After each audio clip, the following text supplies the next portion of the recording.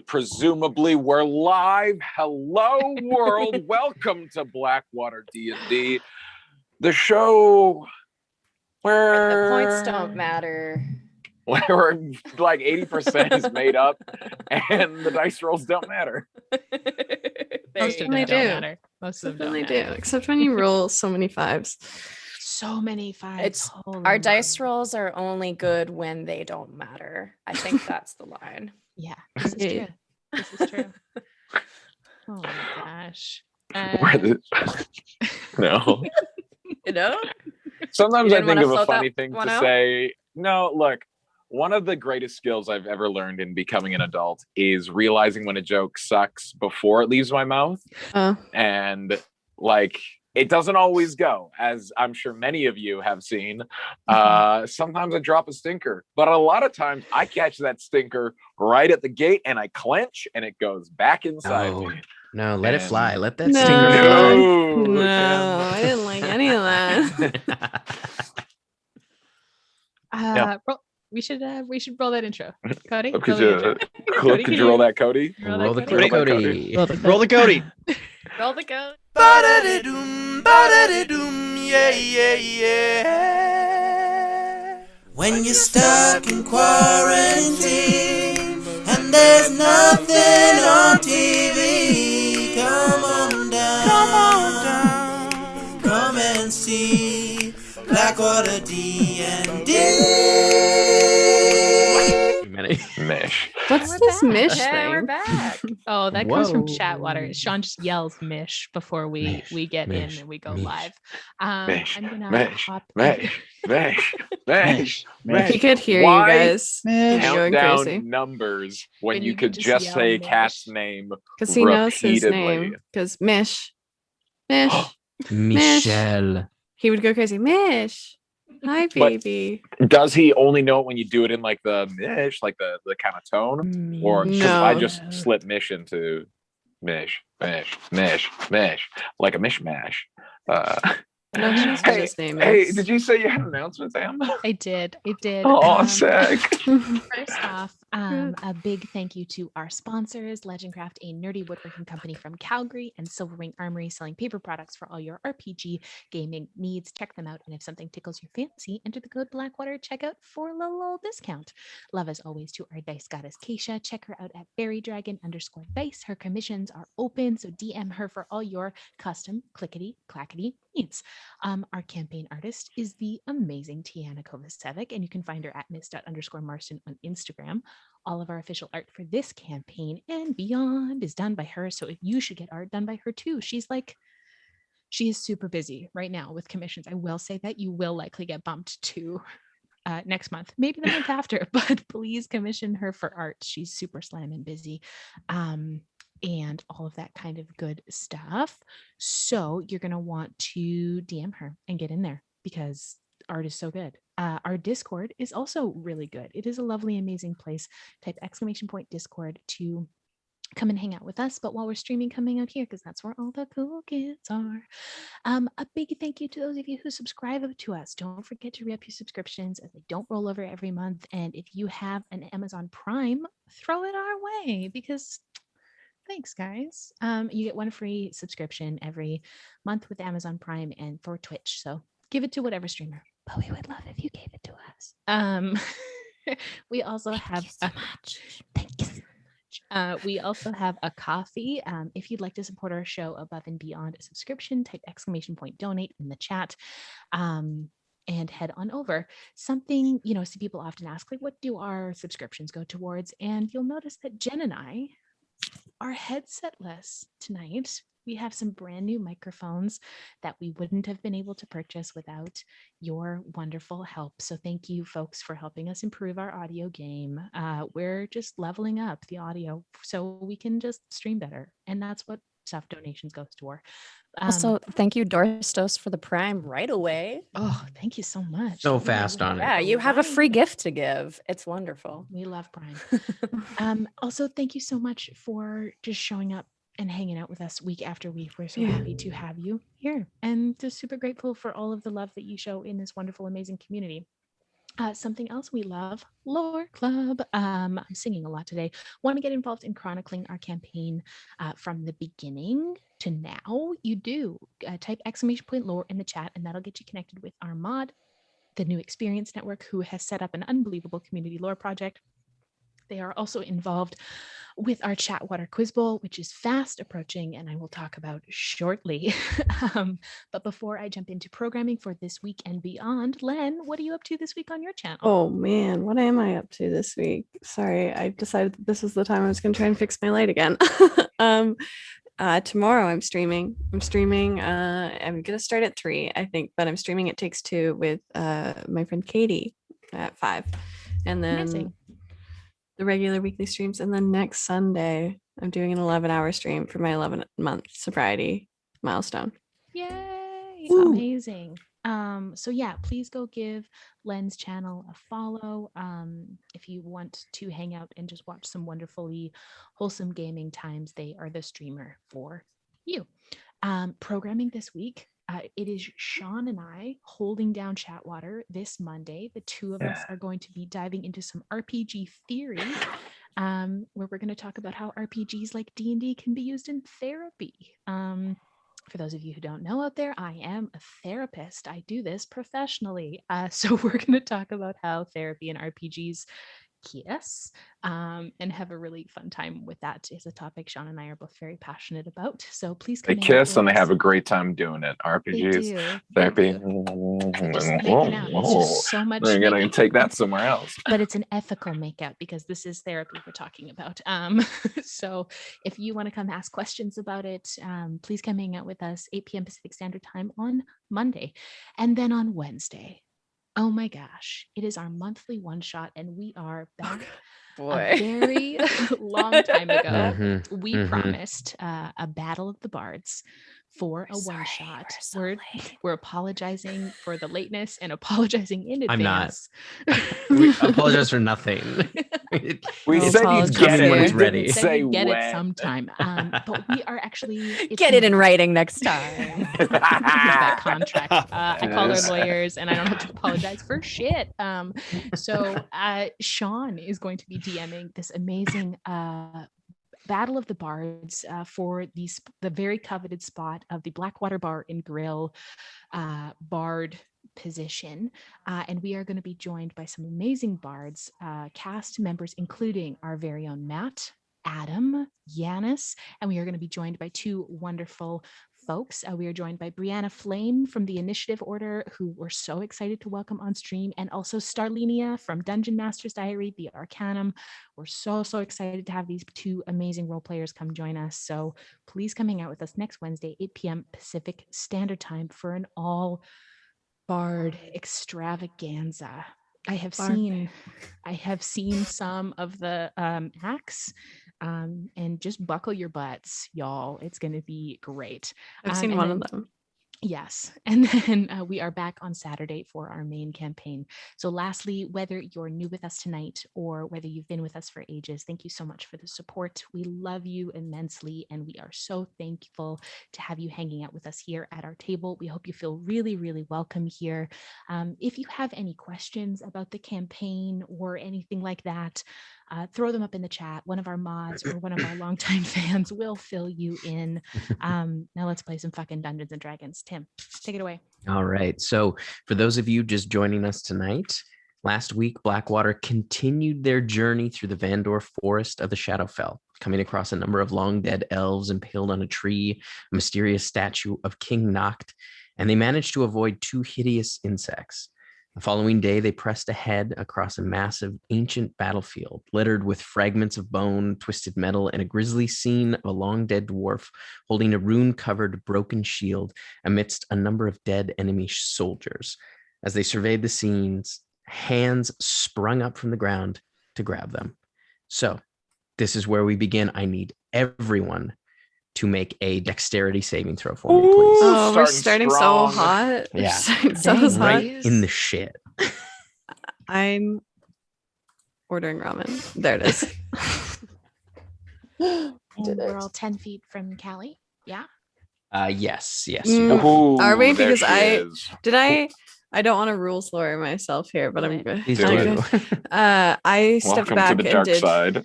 did my oath and was walking with We're my walking behind. my You order. were So I was walking walking behind everyone. So yeah, so you are all more than 10 feet away from Callie. Rules lawyered. Hell Nice. yeah! Welcome to the dark side, Lennon. No one gets it but me, baby. Sorry. That's fine. I didn't need it anyway. I don't know where my dice box is. Why am I such a mess today? You haven't had your ramen yet. That's probably why. That's a 20, Tim. You didn't ask, but I told you anyway. All right, Without a dice box. let's 18. hear him. 18, 20. Kokanee? How about 7? 7. That's failure. Yana, Dice box. one more time. I had muted myself. It's a 6. 6. Okay, that's a failure too. And Callie, natural 1, 5. natural 20. 1. It was either. Could have gone either way. That's a 6. All right, so that's a failure as well. So Letters and Neppy, you both succeed. Clack also fails. And What you about feel Bast? these. Oh yeah, Bast. That's pretty. Oh, that was not good. No. Bast rolled poorly. You watch his hands grab onto the massive creature's paws, and you hear kind of like a yelp ring out as you feel you are all restrained except for Letters and Neppy, and you hear this kind of groan as these 4 creatures kind of push their way through the soil. You can see their kind of grayish body blended in quite well. You didn't notice them there. And as you watch, they kind of like, you can see their like an arm kind of push out in this long kind of spiked protrusion as you watch its feet rise up as well. And you can see its other arm longer with this kind of like, as it kind of pulls it through the ground, you can see like a hand attached to this like long kind of stringy, it's like sinew kind of pulled out, and the face kind of leans forward in these kind of large bodies, and you can see the eyes kind of sunken and hollow and black, just like ooze like dripping down the face. I'll have everyone roll initiative.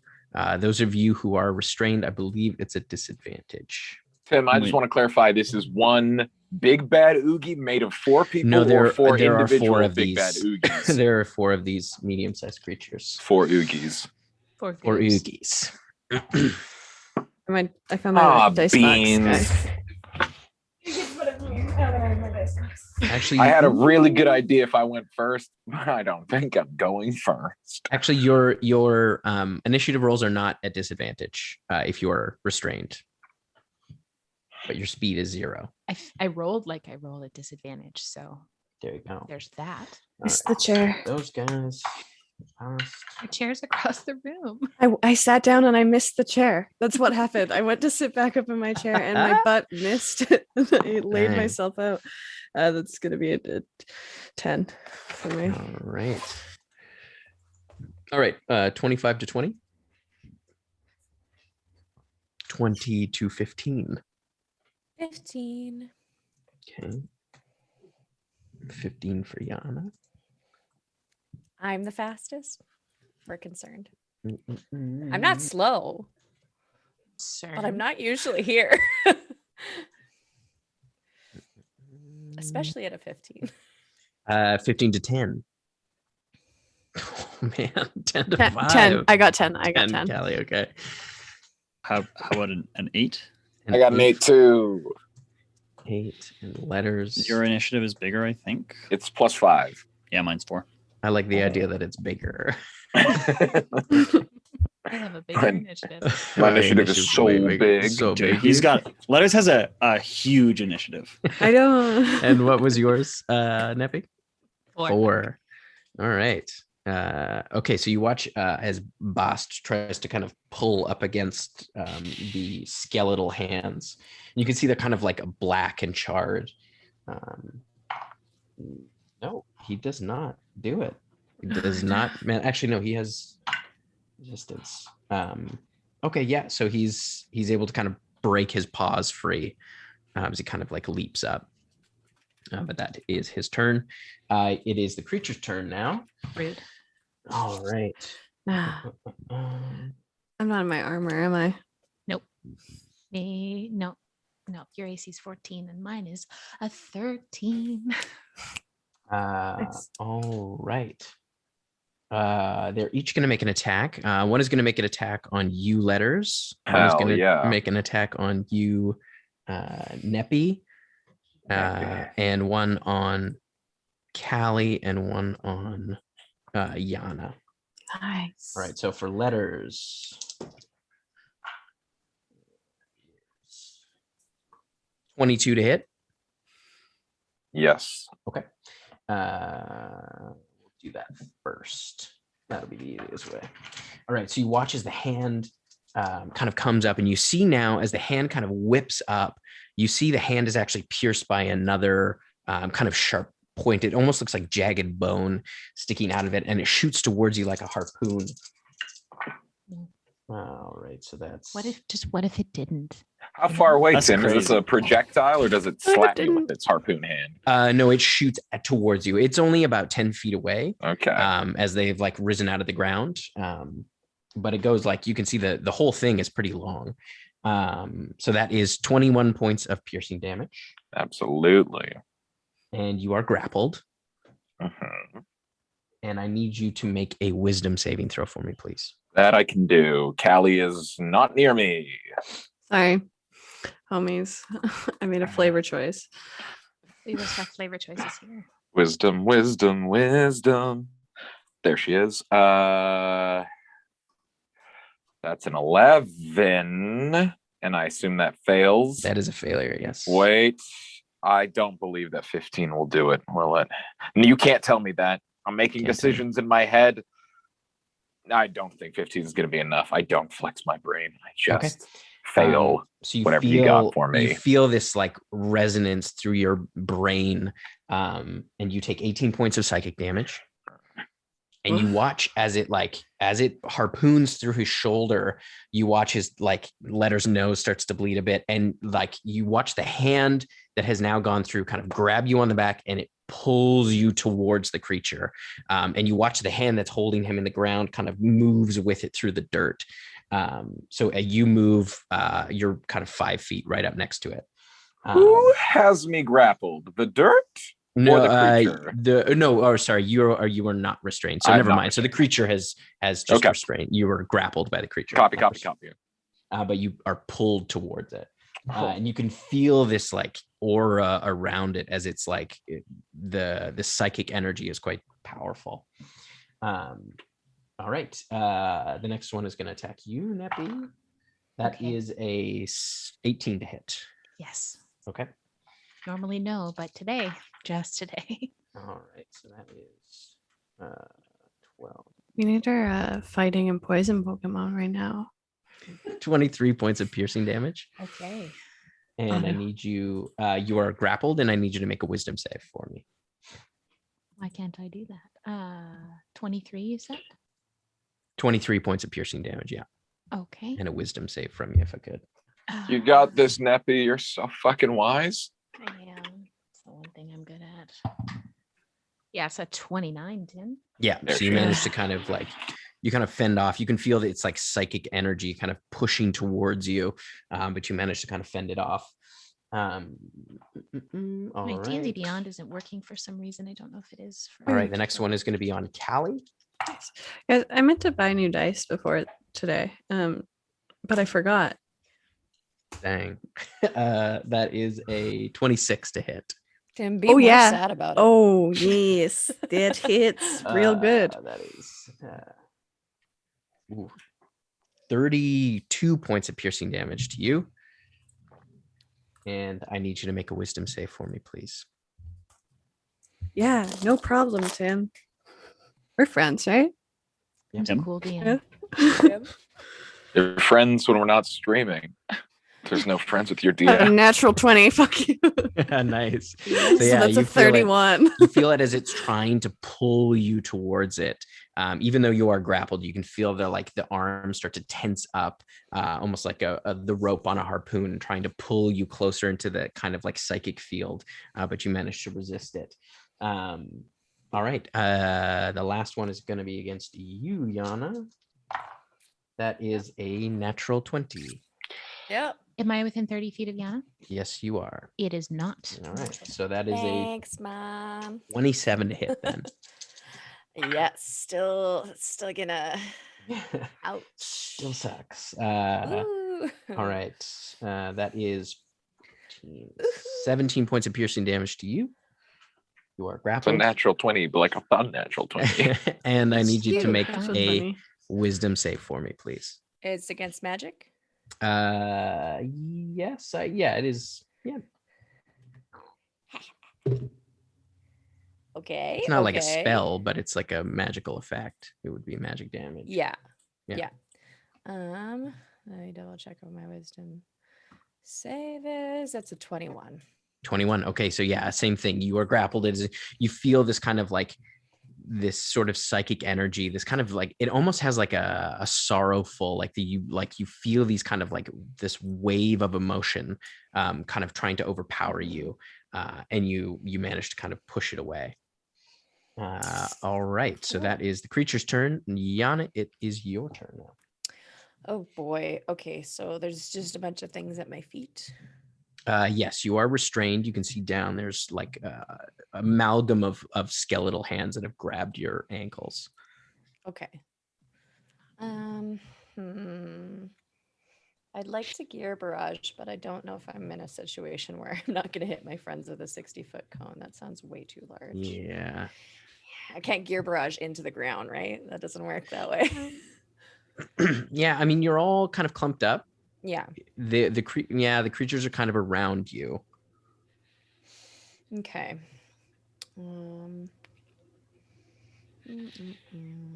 It's kind of like a horseshoe A horseshoe in front of you. Okay. Is there like a spot that I could cast behind the creatures with, like, if I were to use sickening radius, because it has a sickening radiance, not radius. It has a 30-foot radius. Could I cast it like? Yeah, at they're back, all like, they're at all the with. back of the horseshoe or wherever. Yep. Yeah, you'd be able to this hit, part is. and it's got 30-foot. You said. Yep. Yeah, Center that on would. a point that I choose. So it'd be like behind them to capture as many of them as possible. Yeah, you could get all of them because they're only about 5 feet apart. They're fairly close together. Okay, without getting my peeps. Yeah, except for Letters because he got pulled in. So Hell Letters yeah, would be in dude. that. Ooh, Oh, yeah, you did. okay. Do your thing, bud. I think I will because it'll get all of them. Hell yeah, dude. Okay, good luck, buddy. Good luck. Good luck, buddy. You got this. We'll get you back. Okay. So when the creature moves in the spell's area for the first time on a turn or starts its turn there, the creature has to succeed at a Constitution saving throw. So it is up. I am concentrating, and that's my turn. All right. It is Callie's turn. Can I break this grapple I'm in? Yes. Yeah, you can try to break the grapple. Love to do that. That'd be really great. Is it strength? It is an athletics check. That's better. We like that for me. My dice heard me, but I wanted to buy new ones. They got scared. That's right. That's gonna be a brain. Please work. 19, 20, 21, 22, 23, 24, 25, 26, 27, 27. 27. So you break the grapple with the creature. You are Yeah. still restrained by the hands. What hands? The hands that grabbed you from the ground because you failed your save. No. How can I get out of those hands? That's Can an I? action. It's an action to get out of them. Oh, okay. yeah. Can I get out I of those didn't do that hands? either. Your action was to break the grapple. Fuck.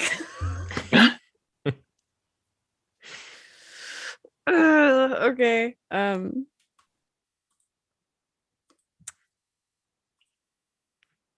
My brain's not working. I'm gonna Shield of Faith Neppy then if I can't move. Okay. Nice. All right. I just swear a lot. Callie's just gonna swear a lot as she does it. So sorry, you need to make a Constitution saving throw. oh boy, do Apologies. I'm thrilled. I hope It's okay. That's a not cocked. That's just a 3. So Oh no, that's bad. Okay. I'm sorry. I shouldn't have done this. Okay, I'm gonna roll the damage. Shit. I forgot that's cool. about one thing about this spell. I thought it was just damage, but it's not. Sick. So sorry. I rolled poorly. If that helps. So you get 21 points of radiant damage. Cool. You are suffering 1 level of exhaustion. I'm so sorry. Oh no, I'm that's so sorry. very I'm so dilapidating. And you my goodness. are emitting a dim greenish light in a 5-foot radius. Well, That that's one's fine. fun. That's That fun. one's That's like fun. your glow That's- stick. That's a fun one. I like how you sandwiched it. You did the You made him- sandwich. You were like, It's this how is the bad. spell reads. This is kind of fun. I'm so It's sorry. radioactive So letters. sorry. There can Sounds only be like- one wizard in Blackwater. That sounds like the last sending I sent to Kamea. It was like good, bad, good. That's how we do Okay. it. Tight. And you've seen this spell before, so you know that every time you start your turn within that radius, you'll have to do that again. Yeah, I'm not stoked about being where I am. I am grappled. Huh, actually. Tam, paint the picture for me. And just in terms of where everybody is. We're in a little ball, and I guess Callie's elsewhere. Yeah, Callie's And- 10 feet behind you. You guys are all kind of together in a small clump. So you're Uh-huh. all kind of 5 feet with Callie. around each other. The team. Callie We're the behind. boys. And then they formed a semicircle around you, but they're 5 feet apart from each other. So the end to end, there's 20 feet between each of them. You were right up. You're kind of a little bit ahead of the group because they were 10 feet Okay. away from you. So you're Okay, now all right. right up in the grill of one of them. Okay. I am gonna say, Clack, give me a hole right beneath me. Because we got that fun new hole. I'm gonna Portable call hole. out for that. We'll see if he's on the drop. And Yeah, I'm yeah. going to use a little fucking We'll say that's your fucking- bonus action to engage Clack, Ooh, I like that. to use the item. Cute. Cute. That makes sense. I love that a lot. And Best we're just friend is a gonna bonus action. do a steel wind strike. We're just gonna do a steel wind strike. I'm gonna try to hit all 4. Where did you tell him where you wanted it? Directly underneath me. Okay. Because there's that guy holding on to me, and I want him in a hole. That's the Okay. best part. If you throw it directly underneath somebody, they get in the hole without you having to push them. Yeah, okay, cool. So yeah, he wings it over. Just That's as going you to be disappear. 26 to hit the fella grabbing me. Yep. The person who's on Callie is going to be a 16. 16 just hits. Yeah. The one menacing Yana is going to be a 22, That and hit. the one menacing Neppy is going to be a 19. Yep, those all hit. Ooh, You roll the very damage. nice. Excellent. There we go. Let me pull up a dice roller for all of these dice. My goodness. Dice roller. There you are. Very good. Okay. 10d6. No, 60, 10. Very good. 38 all around. Nice. And I would like to reappear 5 feet away from the guy who tried to grab me at the start of the hole, just And- at the edge of it. What kind of damage is this? It's force damage. Force damage. Okay, cool. And I just point at him in the hole and laugh. Yeah. And you hear this kind of like almost like sorrowful groan. Like, "Ah." Yeah, I'd Come be out of his- sorrowful too if I was in a hole, you idiot. All right, sounds good.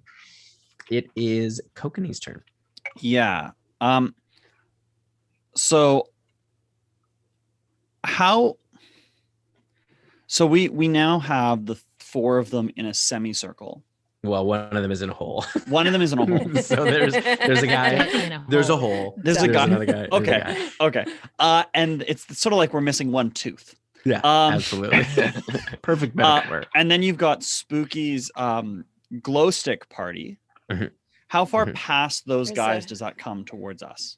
It's kind of in between you. So there was 10 feet between you. So now it's kind of 5 feet ahead of you, we'll say. Okay, so they're 10 feet away from me, and the glow stick party is 5 feet past that. Yeah. Great. Or no, the glow stick party is like 5 5 feet feet in past front of you you. guys. In front Yes. of you. Yeah. And they're 5 feet further than that. Yes. Yes. Great. I love all of that. So they're within 15 feet of me, all of them. I like that Sickening Radiance has turned into a glow stick party. No, because they're Sickening Radiance. 20 feet Sick. like end to end, because they're 5 feet away from each other. So the one on the left is 20 feet away from the one on the right. If that makes sense. Because they're spaced out 5 feet between each of them. Okay. Yeah, no, this is fine. I am going to use my action to get out of the grabby hands. Okay. That's Make that's a strength save. Or a strength check. An athletics check.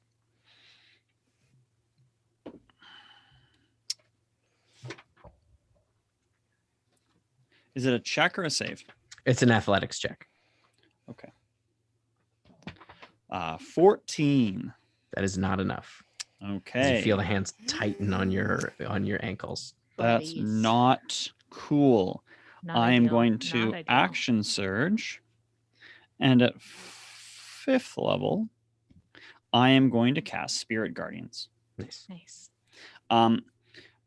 I don't know how many of those will hit, but that is a 15-foot radius around 15-foot me. radius. Yes. Okay. Then it Yes. should, then it should hit all of them then. Great. Then I am going to do that, and I will just stay still, I guess, and be radiant.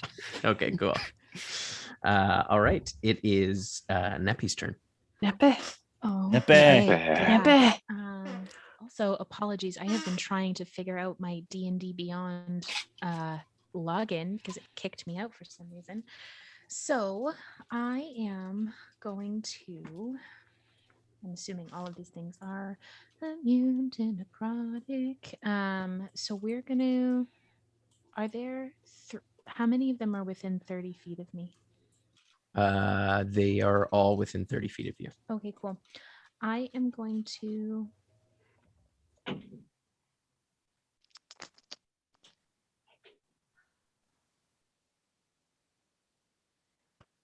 Yeah, I'm going to. I need all of them to make charisma saving throws for me, please. Okay. I love that. The first one is a 0. The second one is a 10. Third one is a 7. And the fourth one is a -1. Cool. They all fail. They are now subject to Bane. So they are all baned. So anytime they roll an attack roll or a saving throw, it is minus a d4 every Nice. All right. time. And I am concentrating. Cool. All right. It is back to their turn. They are going to attack. We'll start with the one that's in the hole. It is going to make an attack from out of the hole. Before it does that, Start off. it needs to make They a gotta do their Constitution saving throw con as well. saves. Nice. And a wisdom save. And a wisdom save. Okay, All the the con saves. save was 16. That's a failure. Nice. And the wisdom save was 18. So that'll save, but they will take half damage. So we'll do the damage from Yana first. So that's another 21 points of radiant damage. Okay. They are exhausted and all glowing. All right. How long am I going to glow for? Forever. Just That's until just the a spell's character over. trait. It's okay. And the first level of exhaustion is just disadvantage on ability checks. Skills. Skills. Yeah. Yeah, like stealth. One 26 sec- points one of second, damage one half to second, 13. one Sorry. Thank you. Trying to keep it all together. Luckily, they've all taken the same amount of damage. Sorry, 26 in half. 26 half to 13. Cool. Radiant damage. Yeah. All right. So that is. There we go. There it is. Math. I did it. I won math. Good job. Thanks, guys. Took me a long time, but here I am. Okay, so the first one is going to attack from out of the hole. I've never been more That's not too confident. bad. That is a 24 to hit. How's that Bane looking? Oh, yeah. That is a 22 to hit. Letters is going in the hole. All right, so you watch as the harpoon arm. Wait, no, it hasn't grappled me yet. It hasn't grappled me yet. Yeah, it I have to shoots do the out. wisdom. It shoots out, and it does grapple you when it hits with the attack. It tries to pull you closer with the wisdom save, but you watch as it like shoots out as the long arm kind of flails and strikes into Letters once again into his calf. You take. There was nothing stopping me from moving away from the edge of the hole. Letters is just Hubris. It's a history. Yeah. History. 23 points of piercing damage. Fuck you. And yeah, I'll get you that wisdom save, please. Ah. oh no, Sean. Oh, that's like a 5 plus. Is Callie closer now? No, she's I can't restrained. break my grapple. God damn it! I'm in a hole of my own making. You just Gonna- watch as Letters goes. Callie's As it- swearing because It grabs and pulls him backwards, and you feel that wave of like sorrow just drop onto you. I'll take my Ah. fall damage. And yeah, you take 18 points of psychic damage and 2 points of falling damage You've created your own pit of despair. as you're in this kind of blackish pit alongside. It's not a blackish split. It's a sick pit. It's a Because sick if I'm pit. with it, the sickening radiance is there. Oh no. Yeah, you're you're in this terrible place. All right. The next one is going to attack you. There's one near me, wasn't there? Yes, one's going to attack you again, Neppy. Okay. So that'll be a wisdom save. Yes. And a con I save? just did a wisdom save for all of them. Oh, sure. I just Okay, I cool. just did it Easy. once, Yeah. so they all took that damage. And I have Great. Works for Shield me. of Faith right now still, yeah? You do, yes. you do. Um, Shield of faith, more like shield of friendship. Cute. No. so you were already grappled, I think, from it hitting you the first time. Yeah, probably. Yes. No, Um, Neppy and Letters were the only ones that weren't grappled. at We are first? No, restrained. when Oh. it hit with the harpoon. So it's gonna it's essentially like ripping it out and gonna hit you again. No, yeah, that's super fun. I didn't take psychic damage from the first one then because I could. You made the wisdom save. Yes. So yeah, no, that's fine. The wisdom save pulls you closer. It tries to Ah, pull you yes. closer to them. I see. The attack is if you get grappled. Ah, So that attack is a 21 to hit. absolutely, Tim.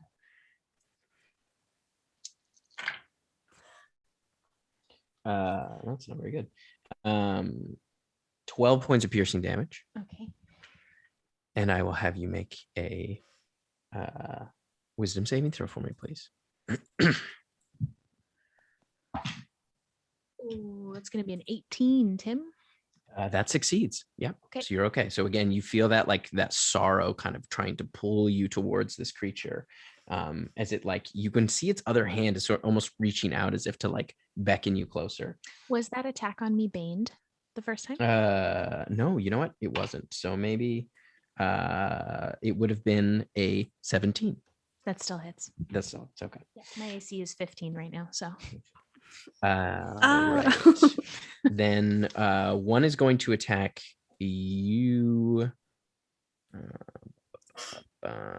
One's going to attack you, Kokanee. The one that was attacking Callie is going to attack you, Kokanee. Sure. this feels like it's going Poggers. poorly. That's a 19 to hit. My ramen's almost here, guys. Something's that going right. Is a that's a ranged weapon attack. It is a melee weapon attack. Then I am going to parry it, Yeah. and that will not hit. Okay, so you watch as it flies through the air. You kind of hit it down into the ground as it kind of and slowly slinks back as it sort of pulls it like connected. It's almost like at the elbow, it then turns into this like sinewy rope as it kind of pulls it back. Okay, and the last one is going to attack you, Yana. That is a 22 to hit. Oh, I got to bane it. Bane it. And that's a 20 to hit. I will shield it. Okay. So yeah, as it flies through the air, you kind of, as it slams off the arcane wall in front of you and kind of slinks back. All right. It is Yana's turn. I, seeing the error of my ways, drop concentration on blessings from my goddess. Okay. And I'm still grappled, I think, so I should try and break that. No, it pulled out as it tried to hit stopped? you again. So you are restrained by the ground, though. Cool. Then restrained by the ground. No, I'm still gonna do it. I saw letters fall into a pit. Can I see letters? No, he's in the pit. Oh, I can't help you, buddy. Okay, not until I get rid of this. Okay, then I will try and break the restraint on my ankles then. Make an athletics check for me, please. Okay. 13? That is not enough. As you kind of pull against these skeletal hands, they just grip tighter. Yeah, okay. That's my turn. Oh, wait. I could Misty Step. Can I Misty Step to a point where I can see letters? Yeah, you could go up essentially kind of next to the hole. Oh, we call that the danger zone. I'm not gonna do that. But I'll Misty Step like 5 feet away from the hole or something. Okay. So you're kind of 5 feet in front of the group? Yeah. Okay. All right. It is Callie's turn. There she goes. Oh, she's getting ramen, I bet. Yum. Delicious. These creatures are called the Lonely. For those of you watching at home, they're called the Lonely. I was just trying to bring them a party. Mordenkainen's Tomophos, and they're great.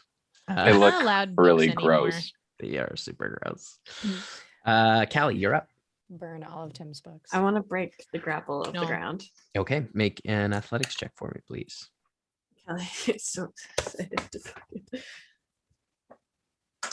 Yeah, there it is. Okay, that's a whatever I got last time. It's 18 plus 9. Yes. So you managed to kind of pull your feet free as you like break the skeletal. You watch them just like crack and break. So that is your action. I can move, right? Can I move? You can move, and you have your bonus action. First thing Callie's gonna do is I'm gonna get right beside Neppy. 5 feet, if you will. But right beside her. I'm right beside her. All right. And then I'm concentrating. So on Shield of Faith. So I'm going to stay there. Nice. Yes, that's what I'm gonna do. Okay. Also, Neppy, did you make a concentration check for your Bane? I apologize. I think it's just above 10 because it was out of 10 damage. It's gone. It's down. Okay. All right. Good to know. Sorry. No, it's fine. All right. It is Letter's turn. Okay. This is the first time using the portable hole. Go ahead. I'm so sorry, Sean. Am I within 10 feet of Callie? You wouldn't have been when you were then doing that. It is down. Yes. Okay. Letters. First time using the hole. There's gonna be some teething. That's how it goes. I will Misty Step to the edge of the hole, and Tim. I think it's fair to say that there is at least one other creature like near it. Right, like one of these big beds. Within they were, 5 what, feet. 10, Within 5 feet. Yeah. Great. So you can either go left or right. Yeah, fucking. I always go right. No. I go left. Letters always goes left. I'm gonna go left. I'm gonna cast fucking lightning lure across the hole to grab it and pull it in the hole. Okay. Strength saving throw, please. And it's baned. And I don't It is care no for longer it. banned. Fuck that. That is a No. 17. No, Tim, that's the number. Okay. You dick. No. Why did the vein have to fail? Well, Sorry. then I just stare at it and move slowly away because I'm so tired. I just move to the back of the group. The party Oh, wait, takes no. a lot out of you. I'm only one level of exhaustion. Yeah, Yeah, just but I one. do just Yeah, it's fucking just the skip one. back. Really feeling off my game. All right. It is Kokanee's turn. Yeah, so I think that the hole is a great idea. That dude is stuck in the hole, and as such, I've also come to the conclusion there is no scenario where I'm breaking the strength check. I live here now. This is where I go. But what I can do is I can put a Guardian of Faith in the hole Yes. Yeah. with the guy. Yeah. Oh, yeah. So I'm going to cast Guardian of Faith.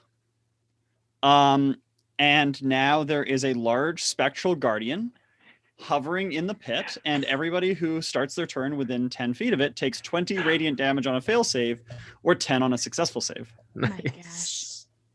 Okay, Put great. them in the pit, everybody. Load them in the pit. Get Okay, everybody in the great. pit And that's at party. the start of their turn, right? That is any creature that starts their turn within 10 feet of the guardian. So it'll hit 2 of them. And once it has done 60 total damage, it will disappear. Okay, cool. All right. So it is now Neppy's turn. Okay, well, everything sucks. These creatures look skeletal, right? They like No, they have kind of this like massive gray flesh. They're actually Okay. quite fleshy. would I get the sense that these were undead? You can make a nature check. Okay, would this be my action to do so? I'll say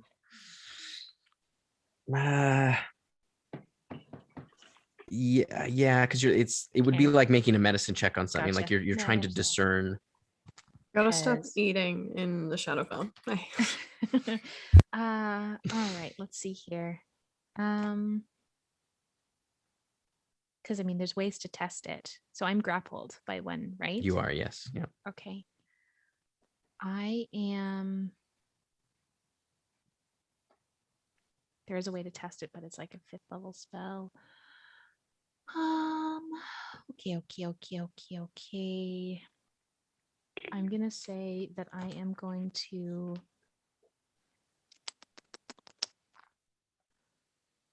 Sorry, it's just everything I do is necrotic and radiant, and we've seen that radiant works on them. Yes. Oh yeah. Yeah. Oh, good.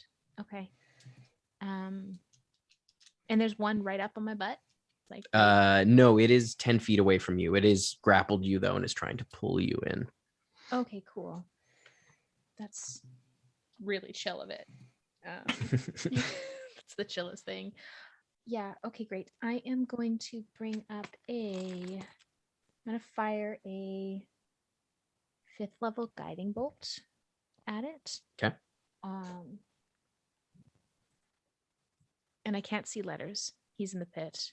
No, I'm out. I'm in the back. He's You're out in of the pit. Okay.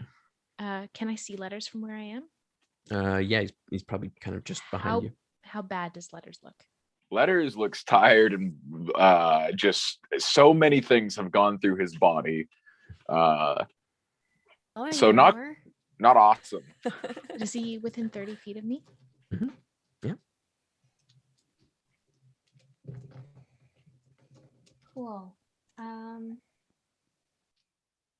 They stabbed me through the calf. Letters regain 70 hit points. Feeling fresh. So I'm gonna cast heal on letters. All right. And then as my bonus action, because I have spell driver, I can bring up a leveled spell up to 3rd level. So I'm gonna bring up a 2nd level spiritual weapon and take a slice at the one that's got me. Okay. Yeah. Make an attack. That's gonna be a dirty 20 to hit. That hits. Yeah. it's just 2d8. Or is it just 1d8? I don't know. No, it's just 1d8. 1d8 at second level. Thank you. I've It's played a going to cleric in be- my time. You've played a cleric or two. It's only this spell that trips you, but it's 10 points of radiant damage. Nice. Yeah, so it slices into the creature. Yeah, and yeah, that's Okay. what you get. All right. It is back to the top of the order. It is the creature's turn. So the can you have Guardian of Faith and Spiritual Guardians at the same time? Guardian of Faith ain't concentration. Oh, nice. Okay, Yeah. cool. All right. Hey, So Matt, just out of curiosity, what is your Guardian of Faith or whatever the fuck? What does it look like? Your big thing that hits people so good? I think that it is probably a Warforged with a big shield and mace of Arathis, just like a big old cog. so for Sick. these Spirit Guardians, it is a 17. That will succeed, so they will take half of 24, so 12 points of radiant. 12 points of radiant. And for Guardian of Faith, I'm reading it. I believe you can basically only take the damage one time per character. Okay. Because or else it'd be very good. I was thinking, man, that's a really good spell. So it's only on the first time it must make a dex save. So 2 dex saves, I believe. I think it would actually be 3 because there's the one in the pit and then the one on either side. Tim, I'm not going to complain about that. Yeah, because it would hit all DM. of them. So yeah. So left, that's a natural 1. Middle is a 16. Mhm. And the one on the right is a 2. So the 1 and the 2 take 20 points of radiant. Okay. The one in the middle takes 10 points of radiant. And the Guardian has 10 points of radiant left, Nice. but cannot affect those 3 again. Okay. All right. They're not looking great. Yeah, you can see kind of as the damage is kind of piling up, you can see this kind of blackish ooze emanating from cuts across their body and leaking out of their eyes and their mouth as they're continuing to make this horrible moaning wail. It is now okay. They are going to act. So the one in the pit is going to. Yeah, it's going to. Yeah. You watch as it because it's what 10 feet deep. 10 feet pit. Yeah. You watch as the hand kind of reaches out as the rest of the body kind of and you watch it kind of pull itself up on these spiked arms and legs. And then it's going to try to grab you, Yana, because you're right there. That is a 17 to hit. That meets my armor class, so I'm gonna shield that. Okay, so yeah, once again, you kind of put it up as the hand kind of bounces off. The other one is going to attack you, Neppy. That is an 18 to hit. Yes, that hits. Okay. Also, my D&D Beyond is hooped for the evening, so we are doing paper and pen. This is going to be my damage. Okay, good 23 points of piercing damage. Are you within 5 feet of me? I she moved am. up. That's She what moved I up. did. So that's 23 points of piercing damage, and I'll need you to make the wisdom save then. Yes. That's going to be 27. Okay, yeah, so you succeed. All right, and then one is going to attack. You know what? The other one is going to attack you as well, Callie, from the other side. Do it. That is a 19 to hit. Oh, yeah, it does, because I'm not in my nice wife armor.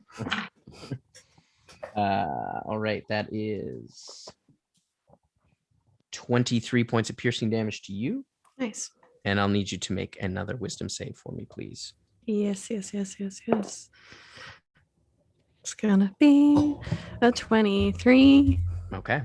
And the last one, seeing what's going on, is also going to attack you, Callie. Oh, Punk, yeah, dude. That is an 18 to hit. Yep. So you watch as they focus their energies on Callie as their hands kind of reach out. I feel so popular. That is 22 points of piercing damage. Hot. And another wisdom save for me, please. Yeah. Okay, that's gonna be a 29. 29, yeah. So you succeed again as they you are grappled now by all three of them. You can see their hands are all harpooned into her. That's so rude. What? As they have been trying to wrestle her away. That's a con save then, 3 con saves. Yes, 3 con saves for me. Please. And I just have to roll over 23, 23, and 22. Yeah. So it'd be 11, 11, and 10, I think. Shield of Faith is still up. For somehow I rolled natural 20, and a 19. Nice, good job. All right, that is their turn. It is now Yana's turn. You're muted, Jen. Okay, so bad times for Callie times. I'm gonna set up a 1/2 wizard punch and cast haste on letters. Okay. damn, all right. I can't hit them as well in this situation, so I'll give you some extra movement. All right. Does that give me an extra bonus action? No, just an action. Just an Give an action. extra action. I see. A hasted action. Tim, where can I ask for just where Callie is right now? Mm-hmm. She's standing beside Neppy. Mm-hmm. She blocked one of them, so she got grappled by one of them, and then the other 2. Yeah. So she just has 3 spiky hands. Yeah. Cool. Harpooned into your body. It's a good image. Yeah. They're grab you, there's a spike on the end, and then the hands are grabbing you. Yeah, so they're that's pierced good. in and grabbing you. Yeah, that's good. We like that. All right. It is Callie's turn. Okay. If I'm grappled, I can't hit. No, you can. Yep, you can hit. It's just that your movement is 0. Yeah. My movement is 0. Okay. Well, if they've decided that they want to grab onto me, I'm just gonna hit them. Okay. Can I hit one of them? Yep. I don't care which one. Just one of the 3. That is going to be I don't have my cheat sheet up. What is it going to be? What's going to be? Everyone's wondering. Everyone's on the edge of their seat. Why can't I remember what my 11? Okay. So that's going to be a 26. Yep. To hit and a 24. Yep. Those both hit. Awesome. And Tim, are these undead or fiends? They are not. Nope. Poo. That's okay. That's fine. A regular hit, not a crit. No wings. There it is. Sorry. Okay. I'm gonna pull this. Not undead or fiends. What could they be? Those are the 2 gross sad. things. Tim's new special race called Fundead. Undead. Undead. Regular. These guys are monstrosities. I get it. Roller. Yeah, they gross. Yeah. Yucky.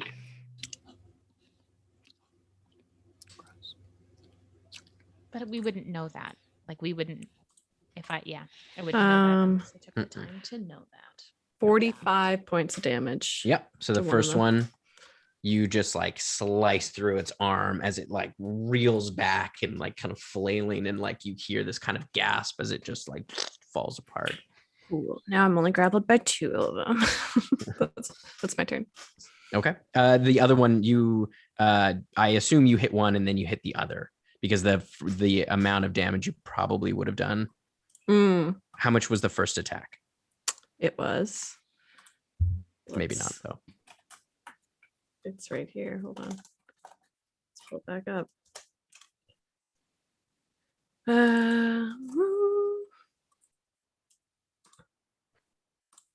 It was the first one would have been 5.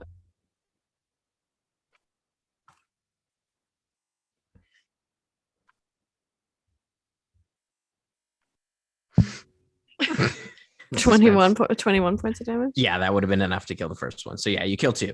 So you cut down the first and then cut down another one. As you Killed watch them 2? both. Yeah, Mhm. you killed 2. So there's just Yes. one grappling you. All right, it is Letter's turn. Okay, the one, Tim, the one grappling Callie. How close to the hole? Like 10 feet? It's 10 feet away. Yeah, I guess it is 10 feet away from the hole. 10 feet away from the hole in the letters. First move time it? ever hasted. Is gonna take a page out of the Greastro's book and then take a fucking long ass run up and hit that fucking thing with just his horns. I'm gonna try to hit it and put it in the fucking hole. But it's grappling Callie. Wouldn't it take her? Am I in the gonna hit? go with it? I guess we'll see. That's up to how hard I hit it, I guess. That's going to be a 19 to hit, and we're going to use hammering horns. It's going to be a strength saving throw from my guy. My guy. From my guy. Oh my god. Yeah, that's only a 7. That's a failure. Yeah. So he goes 10 feet into the pit, gets 9 points of head damage, and 1d6 fall. Get in the pit. Is this 3 points of bludgeoning? Is this the one that hadn't taken any damage from the Guardian of Faith No, yet? this one had taken damage, so this will be enough. As Tim, do I your go with 9 is, it? no, because the 9 was enough with your initial hit. You watch as he slams it. You watch as it like kind of stretches for a second, and then the hand snaps. The like sinewy arm just snaps. And you watch it kind of flail as it like spirals backwards, and it falls across the pit like with so much force. You watch as its neck hits the far side and just crunches back into its body as it just flies face down into it. And you watch the hand on Callie just slowly slide off. And the one that's left. And then the one that's left. Where is it in relation to the pit? It's the closest to the pit because it was the one that tried to get Yana. Oh, then so it's right on the edge. It just watched its. I assume I've got enough movement to get around to the other side of the pit. I'm gonna lightning lure it again. You just kind of like sidestep and you can like. Yeah. I'm just gonna get to where I'm on the other side. Fucking lightning lure. Get in the pit. Strength saving throw. Fuck this guy. That is only a 13. Yes! Into the pit, and that big Warforge does damage, I assume. He's already done damage on that one. Oh, fuck this guy. Well, he's but they're almost dead. Good. They're gonna take 19 electricity damage. How do you want to do it?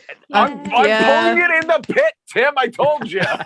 So again, big run, fucking Greastro slide, smash into that thing like off of it like a fucking like running back to the pivot, and then like on the back foot whip the lightning lure across and like yank this thing to the pit by whatever you watch as he yanks it with such force. You watch it like pull through the flesh of its body as it kind of sizzles with the lightning energy and slams it against the back of the pit again. He does this like a similar move, but this time it hits the back and you watch the whole creature just invert and just and then slide down in. And I look over to Yana feeling much refreshed, like, yeah. And we can drop out of initiative. And I just start jogging on the spot. And you drop haste after about 30 seconds and just Are you at the edge of the pit? Of course I'm at the edge of the pit, Tim. I need you to make a dexterity saving throw at disadvantage. But he's not stunned. Are you just running laps around the pit? Yeah, I'm running laps around the pit. The new pit's great. And I'm like breaking it down for Clack. I'm like, I think we can improve next time this way. I think this is really great. Yeah, it'll just be straight. No, because you're right, because you don't get stunned. So it'll just be just a single straight roll. They're both a 6 and a 7. So I'll just take the 7, I guess. They're both bad. Okay. That's a fucking 13, and I'm flexing my brain to keep my balance. Yeah, you're like dancing on the edge, and you like slip a little bit. But you're like, it's fine. You play it off like it's all good. You could tell there. You're like, whoa, guys. maybe slow him down. And the exhaustion sounded like it's Oh, fuck. don't feel great. But we are out of initiative. What would you like to do? I think as soon as they were all dead, what would happen after Callie getting just like impaled by 3 things and then killing them? She's just kind of gonna waver for a second and she's gonna grab onto Neppy because ouch, it did hurt. Those 3. Right? Yeah, I'm okay. I miss my armor. I miss my armor. Yes, I miss armor. Can I do an Eyes of the Grave, Tim? Undead within 60 feet, please. Yep. There is, you can sense that there is some kind of undead energy sort of laced throughout the ground. But it's not a specific creature. It just seems that like this particular place, because of, you assume the nature of whatever battle took place here, there has been some kind of residual necrotic energy that's just sort of seeped into the land here, but there's not any creatures, no. We should not linger here too long. Well, I was gonna say, I mean, this is a big hill with no cover. I assume it's gonna be. Oh, what's on the other side of the hill, Tim? Like, what are we looking at in terms of where we walk into? As you walk up to the edge of the hill and look across, you can see the battlefield continues on for probably a few, like, you assume probably about 4 hours. And then you can see the mountain range beyond that. And you can see at the foot of the mountain range, the edge is just like, you can't see it very well because you don't have dark vision. So it's kind of like just a gloomy mass. But Neppy, with your higher perception, you can see just the outlines of the mountain range across the kind of darkening sky. And you can see at the foot, you can tell because it does stand out somewhat, as there is a large wall of kind of whitish gray color that is kind of sticking out to you, that kind of like stretches out for quite a ways. It looks like a fairly large wall at the foot of the mountain. That must be Heikass. Tim, I'm gonna heal myself for 25 points. Just I was gonna say, I don't think there's really much to sneak behind for the next basically rest of the day. If you want to put your armor back on, there might be more of these things. And we are far enough away that we will not trace anything back to the place we shouldn't trace things back to. I am curious what happened here, though. And does the dwarf have a jaw, Tim?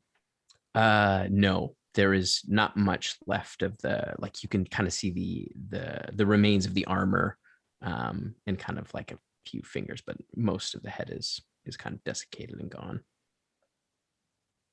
That shield is looking healthy, right? It doesn't look as aged as everything else here. Yeah, it does look like, it looks like it's got a little bit of age, but yeah, it definitely looks different than the rest of the I know a magic item when I see it, and not touching it, I'm going to cast Identify on that lovely shield.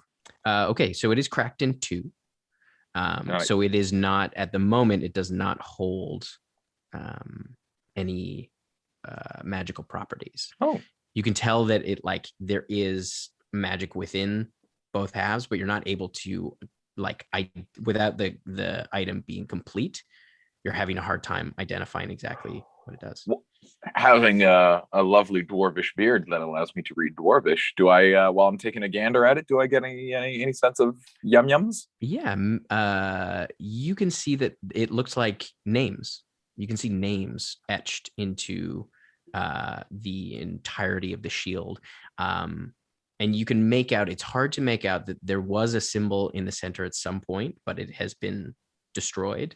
Like the wood has kind of split apart there. So the symbol is no longer visible, but you can see the word on the bottom. You can see the word in Dwarvish, memory. I relay that, and any names that pop up, I relay just in case some of the bigger history buffs. I don't know if anything rings a bell to anybody. They look like first names. They all sound like first names to you. Greg, Steve, Ted. Yeah. What if,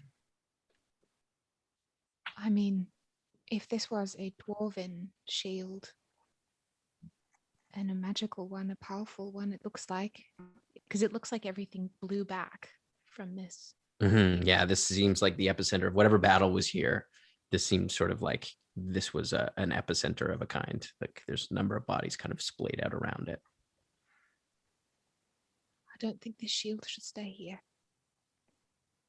Yeah, let's take it. Can even take it to Megran. Yeah. Do something about it. I mean, if we know an amazing dwarven crafter who has access to one of the most powerful magical forges ever, seems like a good place to take a dwarven family shield. Nappy, you had me at let's take the shield. This sounds great. Should we try and extract it from this creature? Okay, you Can gonna I check for traps? Yeah, you can make an investigation check. I'll assist because I'm a wizzy. Oh, thank you so much. And wizards help wizards. Rolling bad. We're gonna ground those 2 dice. That's an 8. An aid. Yeah, no, it doesn't appear to be trapped at all. Kind of take a peek around. It looks like it doesn't look like there was time for anything to be trapped. It looks like this was kind of the heat of battle. See, you go to pry out the shield. Comes fairly easily. Some of the like armor kind of rusted around it, well, like as it was holding it.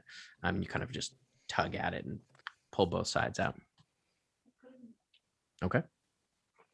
I'd love to poke around the gentleman who is holding it, just if he's got anything on his person that might give us a clue as to stuff.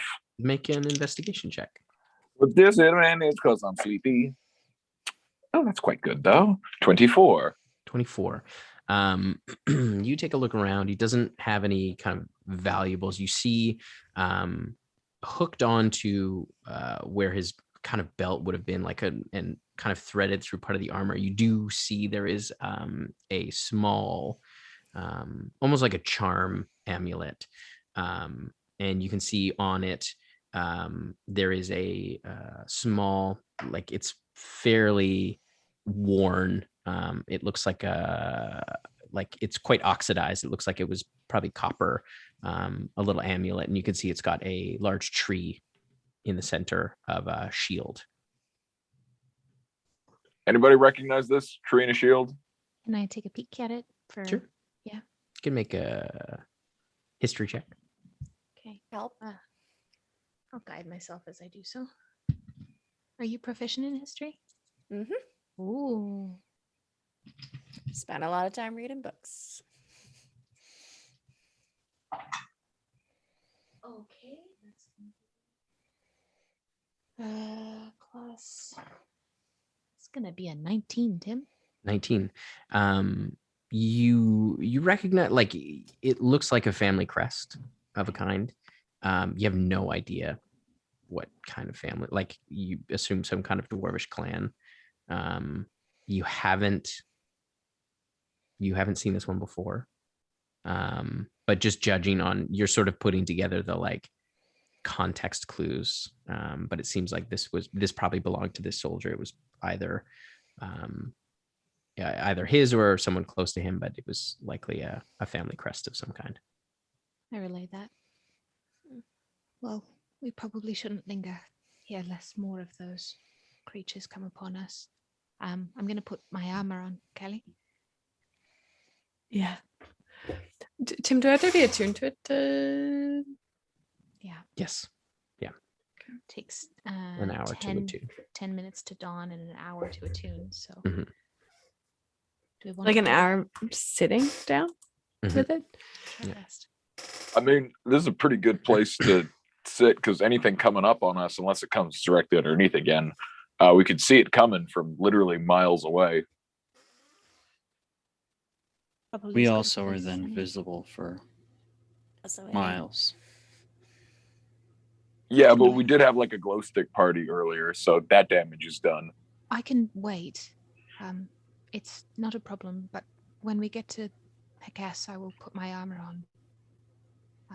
But I'm happy to wait. It's fine. All right, let's mosey then. Okay. All right. I won't put Um, my armor then. I'm not going to put mine on if we're not. You can Well, you can put it on. Just the Right. attunement You just is a won't whole get, deal. Yeah, you can. It'll take 10 minutes to put it on, but you won't get any of the magical benefits until you attune to it. So it will just act like heavy armor Okay. So that's not bad then. or When whatever is your it? armor is. Right.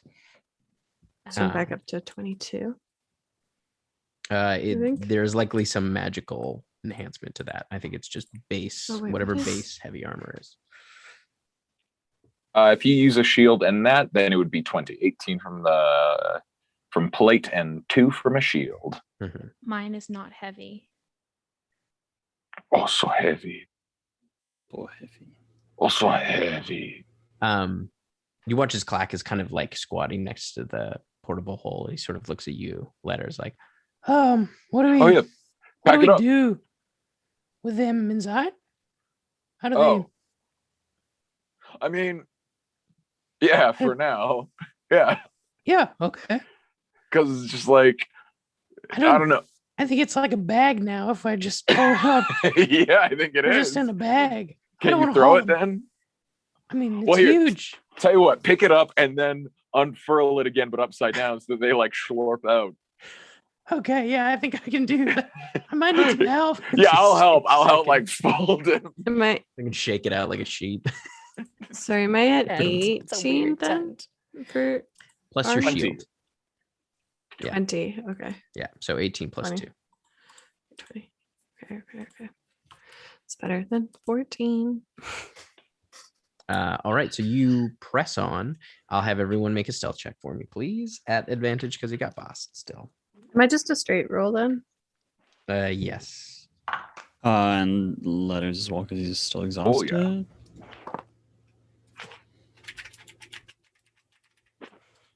10. 23. Missed that. You got guidance. I put guidance on letters, except I was muted. Oh, hell yeah. Yes. 9. rolled a- You said I rolled a 3, so that's a Okay. 9. 23 on at 9 for for Len. 24. Well. Or for Callie, sorry. What was yours, letters? 12. 12, okay. Neppy? 17. 17. Kokanee? 24. 24. Okay. Clack and Bast both succeeded on theirs.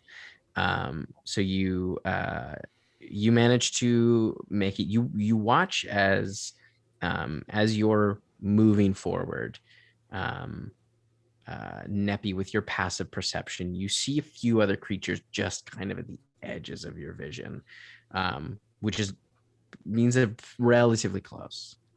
They're kind of like, because you're dark vision out to 60 feet. Mhm. So yeah, so they're kind of about 100 feet away, 120 feet away. And you see a couple of them in your sort of 4-hour journey to get to the edges, to the outskirts of Heikass. And you can see some of them kind of like just kind of aimlessly walking around. And you can see they are medium-sized creatures with, some of them have 4, some of them have 5 arms, long kind of curved blades. There's no hands, as they seem to just be lost amongst the battlefield. And you can see them kind of wandering, but they don't seem to take notice of you. Okay. As they're moving. I'd keep an eye on them, but not. You spot about 3, kind of all. None of them are close to each other. They're all kind of spaced out over the course of this kind of 4-hour trek. Can I use Eyes of the Grave on those as well? Yeah. Are they undead? You'd have to get closer, right? Because it's only at 60 feet. Oh, Eyes of the Grave is 30. Yeah, that's right. No. Yeah, they're farther away. Okay, that's fine then. Okay. So you move towards, and it takes you the better part of the rest of the day to get across this battlefield. So as the sky is kind of darkening now into that kind of night phase, you see this fairly large, almost looks like a citadel at the base of this mountain range. You can see there is a river kind of off, probably 200 feet, 300 feet to your right, that kind of winds into the back of part of the city on the farther end of the wall. You'd have to kind of go around. But you can see as you get closer, the ground is just, it's a little bit brighter here because there are bone fragments everywhere. There is just bones upon bones upon bones. The ground turns into this kind of white gray kind of gravel-like substance. And as you get closer now, you can see the outsides of this wall, and you can see the wall itself is made up of skulls and mortar just pressed together. And the gates, you can see these two kind of large towers on either side of these massive gates. Does it look like there's any light or anybody, any creature? You can see there is some torches. There's a few kind of on the outside of those towers. You're back a little ways. You're probably still 20 minutes away. You're relatively far away. Do we have any reason to think that these people would be friendly or unfriendly? Whoever's got them torches. They didn't know much of Heikass at the monastery. They knew that it was a passage through the mountains, but they didn't say more of it. Like I would relay anything that Heikass passed on. Yep. But to my knowledge, no, nobody has been this far and at least returned to the monastery alive.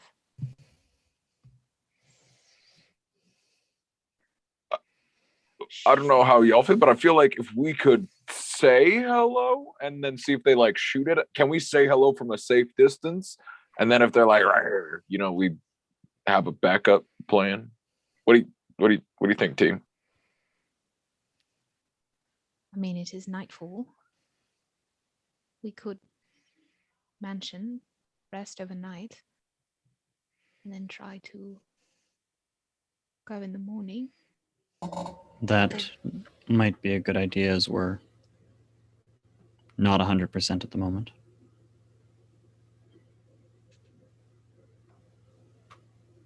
Okay, mansion and tackle it in the morning. Sounds good.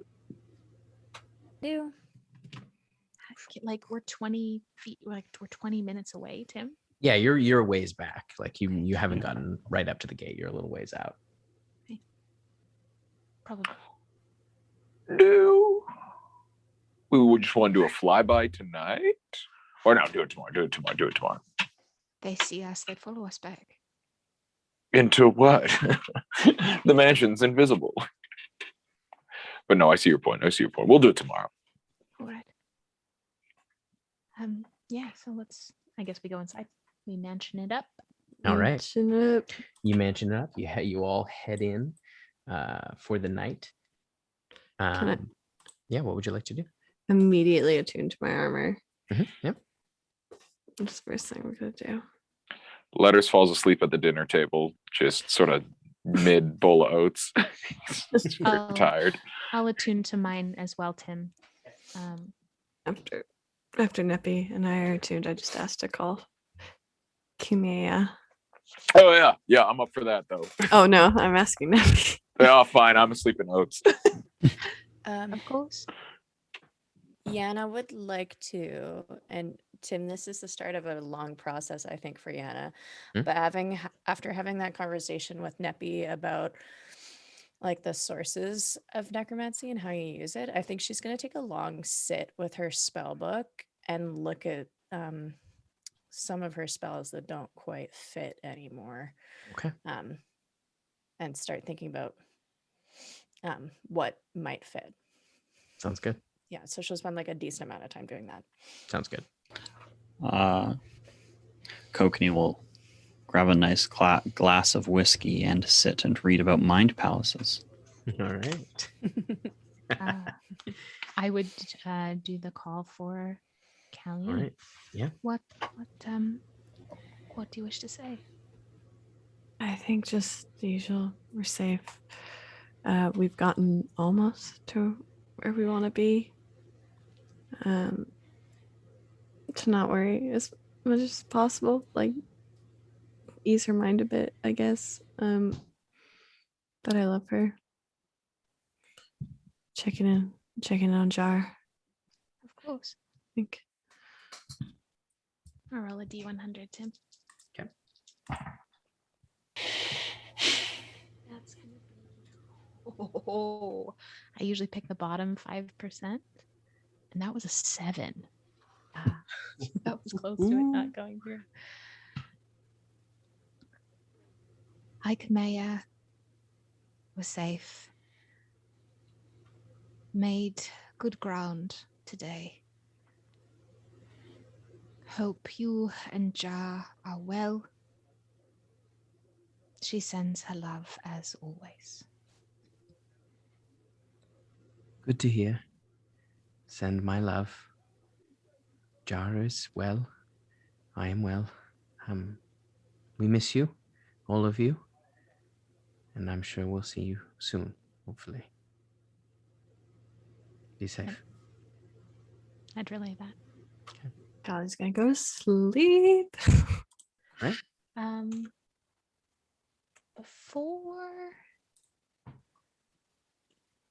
Before everyone kicks off for the evening, I'd want to try and catch us as a group together before people go to their respective things.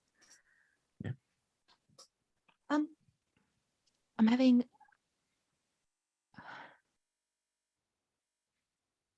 I can keep best with us as we travel through Heikass. But I believe there will be a finite amount of time where I can still maintain the vitality that is required for him to be here. I could probably sustain 2 more days with him, with us, before I would become a liability to the party. Granted, my amulet is working again, and he has been most helpful with us, and any blessing from her grace is something I would rather have on our side than not. But there comes a point where I am more harm than good with what I need to give him to be here. I feel like if we're going through a town, we're kind of done with our sneakies. Not that I haven't loved having Bass with us. It's been a real treat. All right. Then He's just sitting cleaning himself. I think if we have our armor on, we pass the point of sneaking anyways. We can't hear you. Can't hear you. Mic cut out. Try again. we're going to be loud, Yes. regardless. And I think that our number one priority was always to keep those who have let us in here safe and not lead anybody back. Of course. And now that we have gotten to this distance, I hope that we've done that. Shall I send to Heikass? Check in with the monastery Yeah, Yeah. to make sure there has been no incursions? just like we made it to Heikass. Thank you very much. You're the best. All right. Maybe ask them if they know anything about what happened here. Real Yes. quick. Perhaps a good option, right? Yeah, I'll send to Heikass then. Okay. And I guess since we're on the same plane, I don't have to roll. No. Oh, so nice. Well, you're in the mansion, right. Chin. I do have to roll. so you could step out. No, Take a call. thank you. I will send from inside the safety of this mansion. I just Thank gotta you take so this much. 1 second. I'll be right back. I'll be right back. That would Yeah, mean that's fine. everyone was going outside. Be super fine. We've made it to the outskirts of Heikass. Thank you for your guidance. We hope all is well. Do you know anything of this place or what happened? Okay. You hear back. That is good to hear. It has been quiet here. Thank you for your stealth. Heikass is a ruin as far as our records show. That's it. We saw there didn't look like a ruin.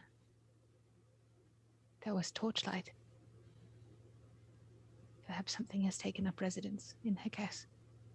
I only know it as abandoned. Perhaps that's for the morning. Right. I would go over to Bast and kneel down before him, my head bowed. Mashratep, I cannot extend enough words of praise or grace or thanks for traveling with us. And I believe that we are no longer in need of your services. Very well. It has been a pleasure to travel with you for a time. Should you require my services further, you know how to find me. Thank you. Please give my regards to her grace when you see her. Of course. May you walk in her grace. Thank you. You watch as he kind of pads out the door and disappears. All right. So I have taken 2 I believe permanent so. Yeah. points of loss. Okay. No, because this is the 6th day you had him, and it was after Mhm. 2 days, so this would be, or yeah, no, because the first 2, right? You've only had him for 4 days, so yes, 2. 2 points of loss. Okay, 2 got points. it. Thank you.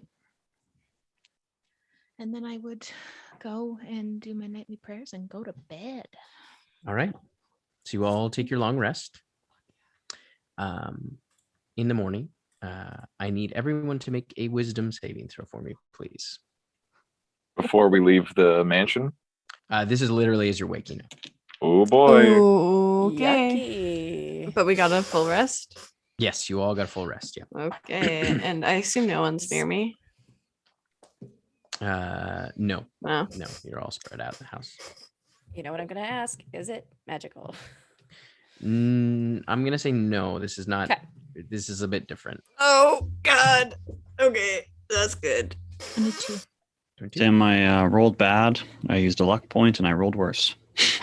Oh Okay. God. I rolled a 1. Okay. So that makes it a 5. Does a 15 fail? And if it does, then I will flex my brain. You know No, I would. 15 drop is of a a hat. success. Okay, great. Oh, okay. Then my luck is better. I got a 17. And what was yours, Snappy? 22. 22. So Kogan, you got a 5 and 6. 6, and Yanni, you got a 5. I need both of you to roll a d6 for me, please. Oh. Another 1. Yep. 2. Mighty dice. I wanna 2. time it. Okay, you both suffer the same effect. As you all wake up, there is a melancholy that falls over all of you.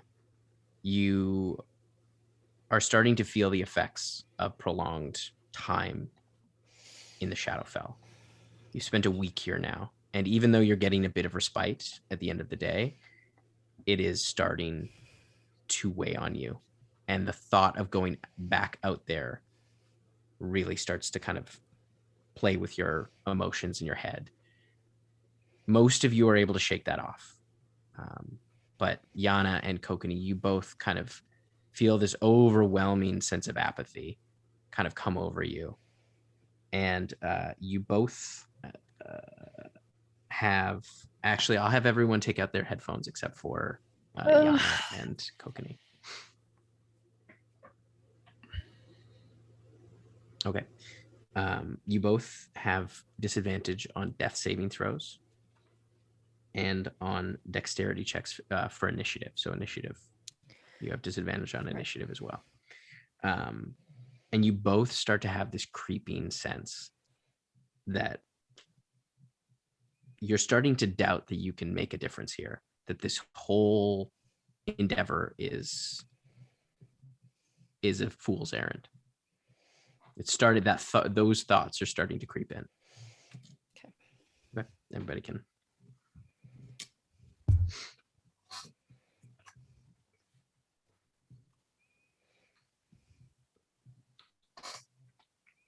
Can someone talk so I can know if my headphones are back up?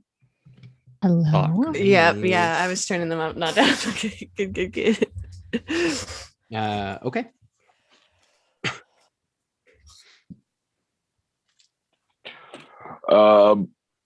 In terms of, greeting the skull fort or yonder, he says over the breakfast table, also mage armor, Simba. I, at the risk of sounding like Finnan, I can do a bit of a sneaky.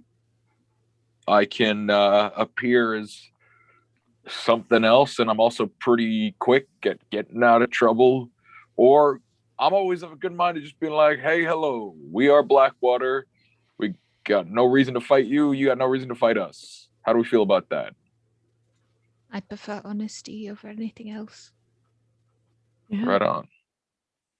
Sure. Because, I mean, simply all we ask for is passage.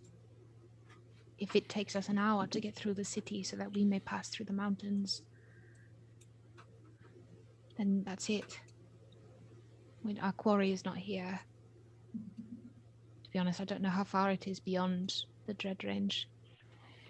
Oh, and I do just want to say that bribery is always on the table. I feel like we forget about that, but we are kind of loaded.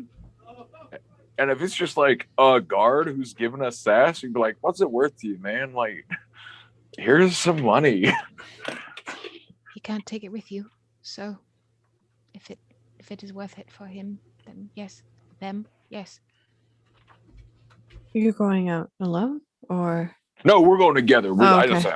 I was spitballing, but then even as I was saying it, I was like, "That sounds dumb." Okay. I don't know. No, I would like to, stick together. Kogney, Yana, sound good? Yeah. Yeah, sure.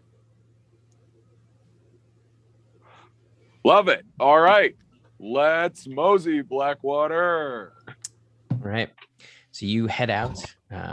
As you head towards the large gate, you get closer and you can see now where the towers come down, the kind of like it sort of slopes down a bit with these kind of like skull towers kind of set with mortar cement.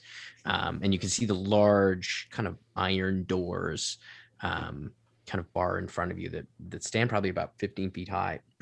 And there's a walkway over top. And as you come closer, you kind of stand there. There doesn't appear to be anybody on the walls, but you watch Neppy with your passive perception. You can see kind of two figures kind of move, kind of hopping along, probably about just kind of near the edges of the towers on either side. In preparation for that, I'm going to cast tongues on myself. So for the next hour, I can understand all language and speak language to anybody. Okay. And it being the first hour, we do have telepathic communication. Mm-hmm. That was part of it. So as you stand there, do you say anything? Hello, we're Blackwater. Is anybody home? Okay. So you kind of call that out. And the sound, you hear it kind of travel, and then like it doesn't travel as far as you anticipate it traveling, as like you watch as there's just kind of silence that hangs in the air. A couple minutes go by, and you watch as a figure kind of arises out of the center above the gate. This tall, somewhat kind of half-robed creature in this kind of like black, like swirling cloth robe, kind of around the neck and kind of draped on the rest of the body, and kind of swirls around the lower half. You can see it's skeletal with some kind of sinew holding it together, a large wide mouth, and kind of like deep sunken eyes. and a massive, massive claw on either hand kind of comes up and rests on the like walls above the gate. As he kind of like the creature kind of looks down at all of you. What is your business here?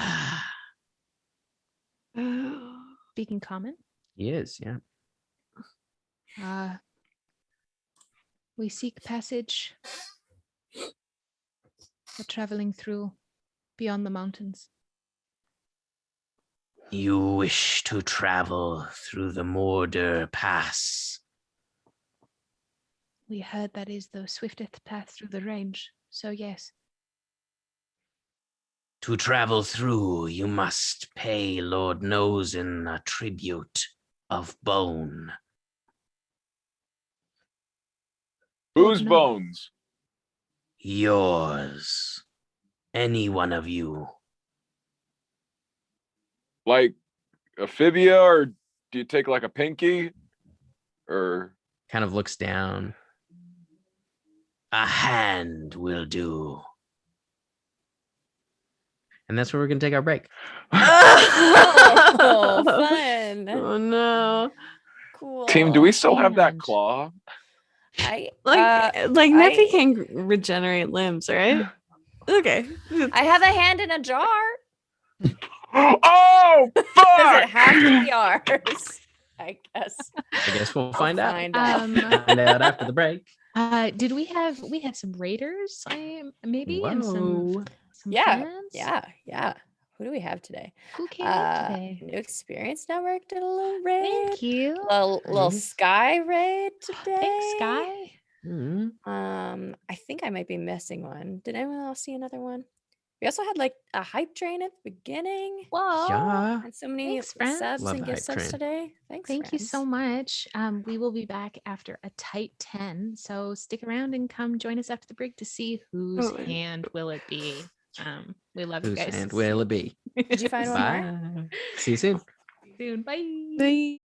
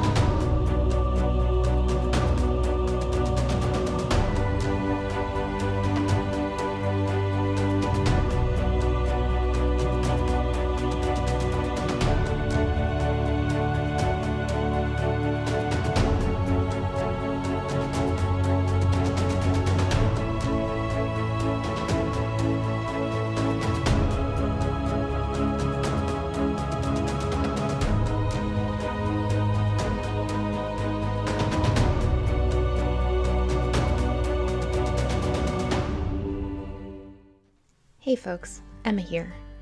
So, do you experience lore panic? You know, that deep, dark, sinking feeling that your DM or campaign notes are missing and disorganized? That you've forgotten an important plot point and it's going to send your life into a swirling void of angst and regret? Well, if you're like me, then you'll be happy to know that Blackwater is here to help. Yes, you, little lore keeper. we're really proud to announce our partnership with Silverwing Armory. Silverwing Armory is a Canadian company that specializes in gaming goodies, RPG resources, and nerdy necessities to help plan your campaign. My personal favorite are their campaign notebooks.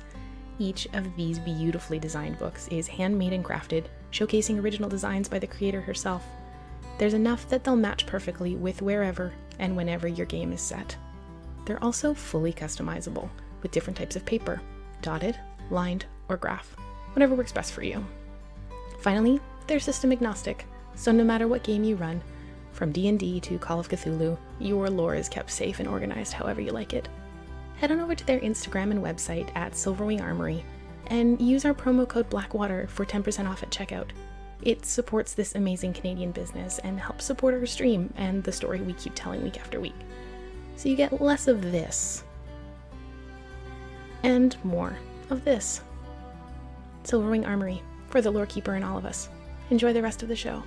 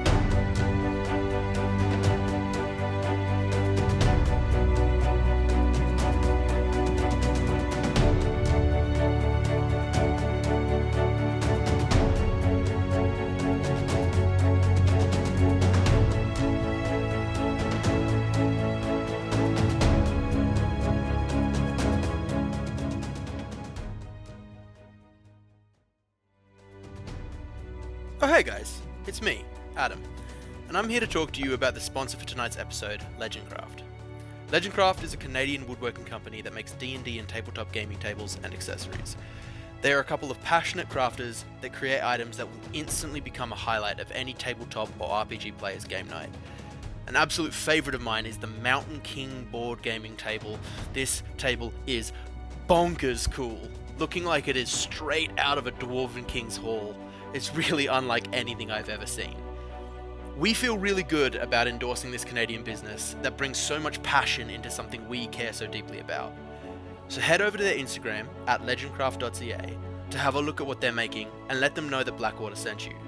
And if any of you fall in love with any of their amazing products, you can go to their website and use the promo code Blackwater for 5% off. It supports a Canadian business and also helps support our stream in this crazy D&D game we love. Thanks, and enjoy the rest of the show.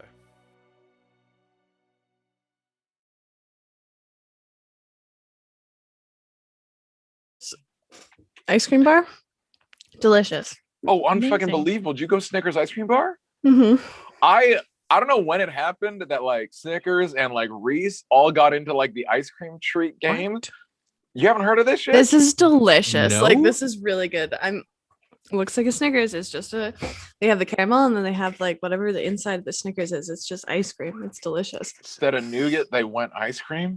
Fuck. Bless. Wow, Snickers. Real good. Well played. I do love Props an to ice ya. cream bar. I haven't had them in my house for a very long Actually, time, but I don't know if you can popsicles. have that. Tim, we got to get popsicles next time we go out. What type of popsicles? I almost bought Ah. Malona's. I I do like- love Malona's. I could Oh, eat Malona's. I almost too bought a many. box. Yeah, I I know also I like. like- I want the internet to know that I love Malona's. but I like shitty like $1.50 Oh. popsicles also. Okay. But I have like a- I'm gonna be rocket real. pops. Rocket pops. I have a take. Popsicles, I could take them or leave them. I have a take here with the ice cream that I was gonna Okay. get. I was trying to pick between two.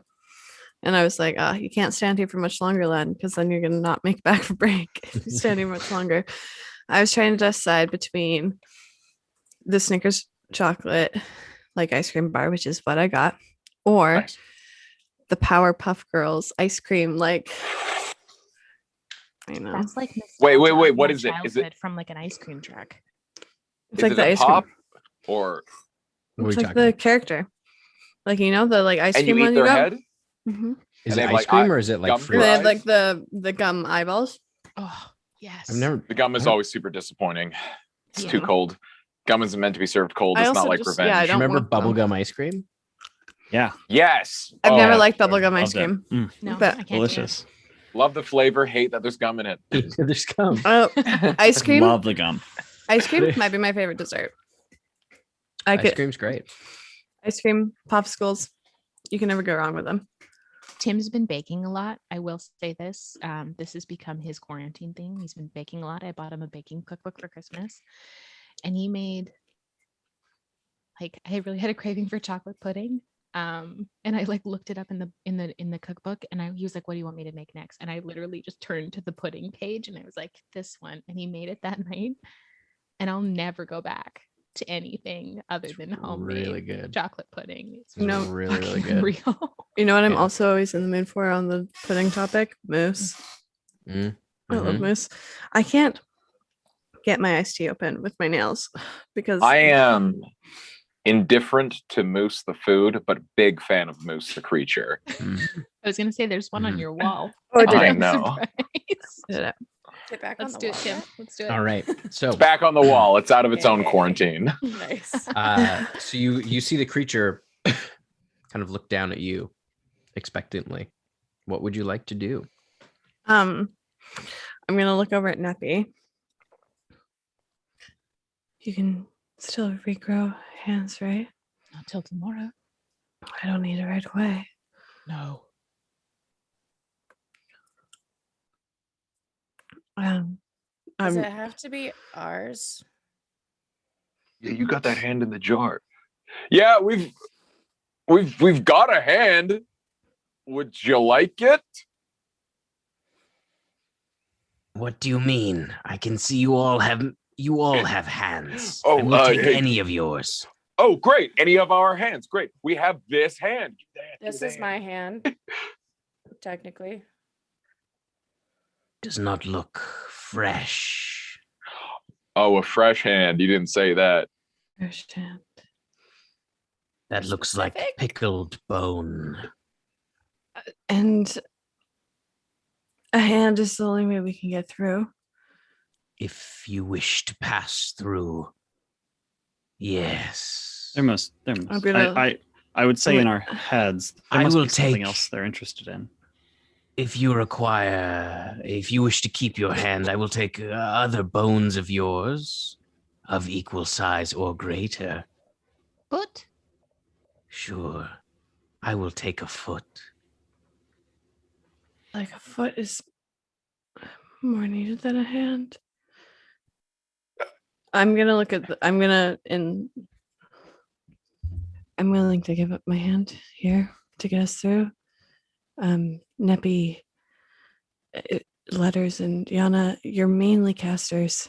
There are bones in my tail.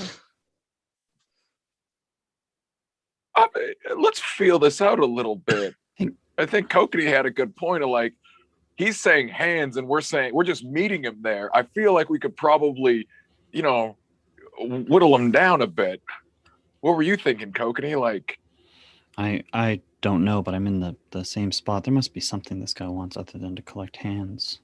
The other thing that we should think about is that, like, if we give them a hand, like, why do they want that hand? Like, if we give them a Callie hand, is there gonna be like 15 demon Callies hunting us down later? Grown from that hand? Very true. you forgive us. It's also I'll let everyone talk. it's also maybe likely that if we give up the hand, it may be a situation where we can't grow it back. Like my magic might not work on it. Sorry, we're new to the area. I'm not familiar with the lord that we need to pay tribute to.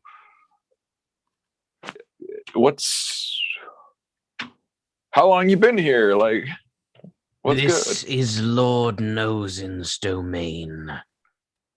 He has claimed Heikass for himself.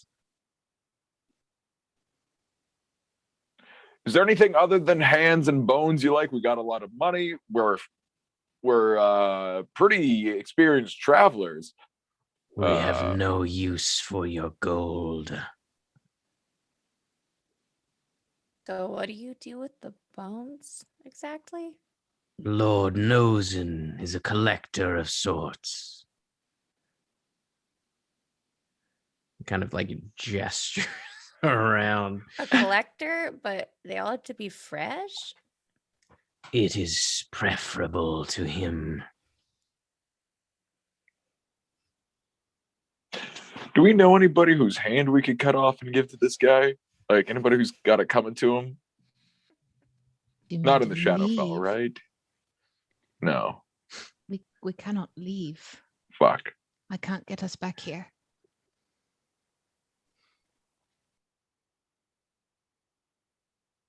I'll say it again. There are bones in my tail.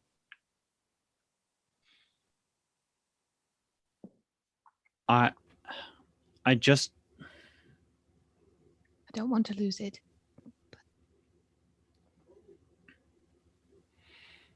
What happens if we don't give Lord Nosen bones? they won't let us in. Yeah, we may have to not- like fight our way yeah. through. Do you say that out loud? Do you ask that question out loud or in your brain? I think she asked it out loud. Yes. Then you shall not pass through the city of Heikass.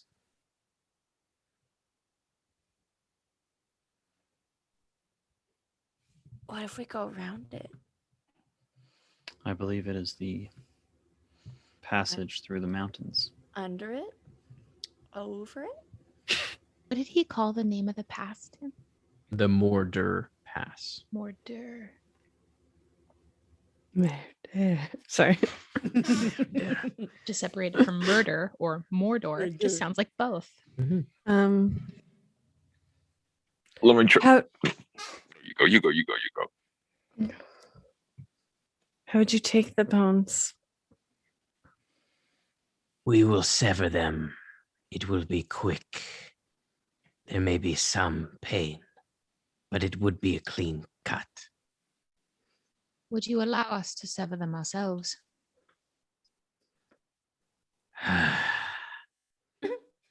Make a persuasion check. I am good at persuasion. This guy's never had someone ask him so many questions. I'm sure they're like, oh yeah, take the hand. That's going to be a 26, Tim. Very well. If you wish to sever the hand yourself, I will observe from here. This guy's just an annoyed, disgruntled retail employee. He's been given a job. We're making it very difficult. Has anyone checked if this guy's lying? Is this just a weird guy on a him? thing? Like, I've never heard of a fucking nosing. This could just be a dude. A guy standing on a wall asking for hands. And It was like a movie Hands, set. please. Oh, my God. That is going to be a 29 for insight. Yeah, I mean, like, there isn't. This creature doesn't have skin. It's like mostly bone and sinew. So there's no sort of physical tells that would indicate that he's lying. It seems like this is what his duty is. He seems pretty upfront about what's going on. He seems like he has conviction in his words.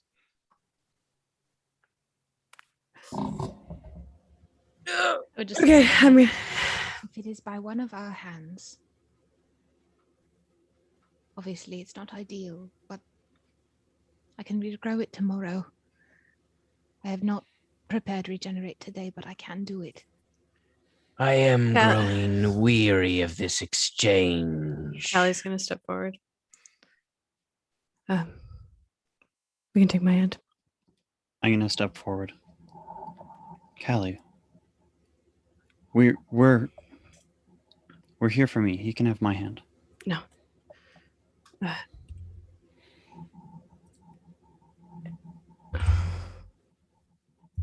will not have you do this. Tim, I'm gonna grab for my sword. I'm gonna cut my hand off. Okay. So you pull out your sword. You put your shield down. And you I assume kind of bend down. Okay. Yeah, right hand. My left hand has my wedding ring, so right hand. Okay. That is your sword hand, I assume. Yes. I don't know if I've ever. I think the shield is my right hand. I always go. Art say. I don't know. I always go. It's in. I don't think I've ever picked if Callie's left-handed or right-handed, but she always goes left because that's the hand her wedding ring's on. So I don't know which hand she uses. I'm happy to roll for it. Sure. But she's not cutting off her left hand. According to the art, Callie's You can roll, sword is in her right hand. So I guess that's go over there. Do you want to roll for it? Yeah, I'll roll for it. All right. So 50-50. So you can roll a D100. Okay. We'll say above 50 is right hand or left hand? Above 50 is left hand. Left hand. Below 50 is right hand. Yeah. This is just for your sword dominant hand. Just sword dominant hand. Yeah. Bottom is left. Top is right. It is. That's a 72. Okay, so you were right hand dominant with your sword. Okay. So I would yell out before she did it. I know that's not going to stop her, but I would yell out to try and stop her. Okay. From doing it. You watch as she pulls back with her sword, and she swings down with all of her might, severing her own hand. You do take quite a bit of damage.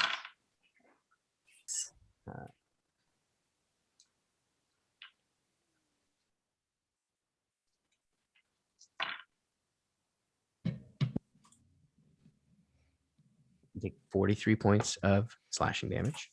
Yeah. As Not you easy. feel the hand come away, and you're bleeding quite profusely. I would rush in and heal her. Okay. It's gonna be yeah, we'll do a 5th level cure wounds on that. Okay. Just to stop the bleeding.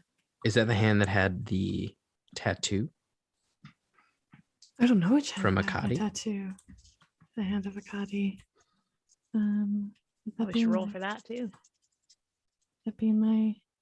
Do you want me to roll for it? Because I don't think I know which hand that one's on. Would it have changed your, like, would you have avoided cutting off that hand if it had? Oh, the tattoo from tattoo. Agad? Yeah. Yeah. Okay.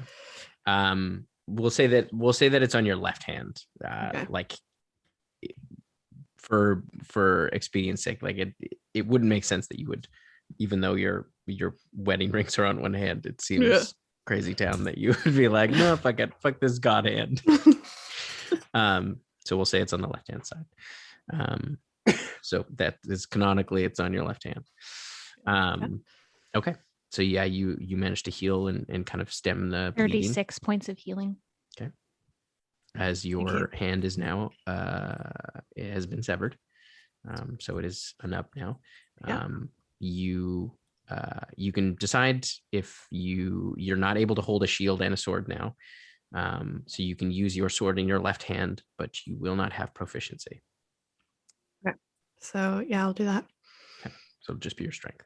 Yeah. I'm just gonna look at Callie. I was like, you didn't have to do that.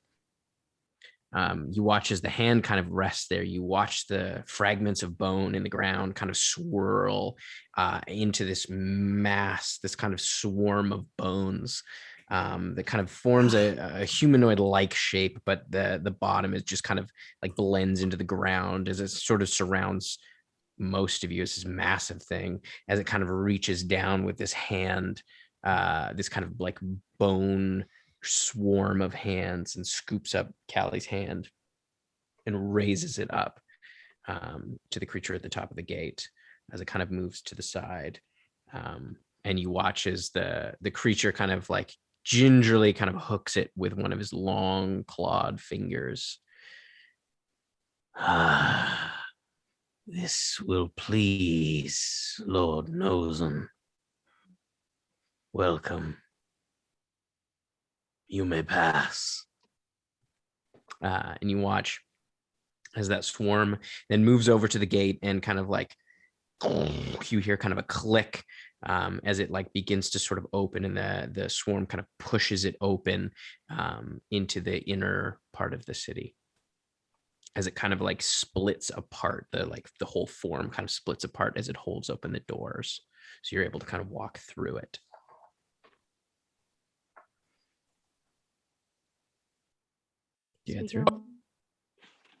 As you kind of pass through, you hear the creature from above go, "Welcome to the City of Skulls." And as you walk through, you can see on the left-hand side, there is a almost what looks like a castle. It's not terribly high. It's a little bit shorter than the gate, but it is kind of into part of the mountainside. And you can see the castle has been built out of ruins of whatever this city was at some point. You can see there is kind of ruined foundations to a lot of these buildings, and stonework in some of them. But a lot of the buildings have been completed with bones or skulls. That seems to be the sort of major motif that you see kind of throughout this city. And you can see there the castle kind of off to the left-hand side of another inner wall. And you can see there is a number of creatures kind of moving around as you start to walk through here. You can see a number of skeletons, some of them kind of wreathed in shadow, as they all kind of like stand and just sort of follow you along as you're walking. Everything seems to be looking at all of you.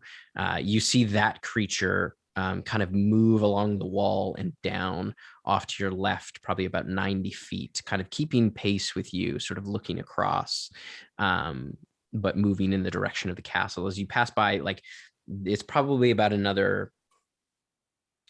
500 feet to the inner wall. And you can see the mountains kind of come to, like, there is a huge crack in the mountains. Now that you're a bit closer, you can kind of see that it almost looks like a canyon that runs through this mountain range. It's somewhat unnatural with its kind of size. It's kind of this narrow, it's almost as if this thing has been pulled apart by about 20 feet.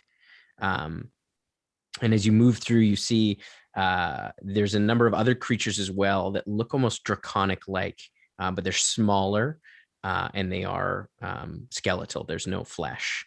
You can see some of them kind of hopping along some of the buildings. As you move towards the inner gate, you watch as that creature comes a bit closer and kind of waves his hand up.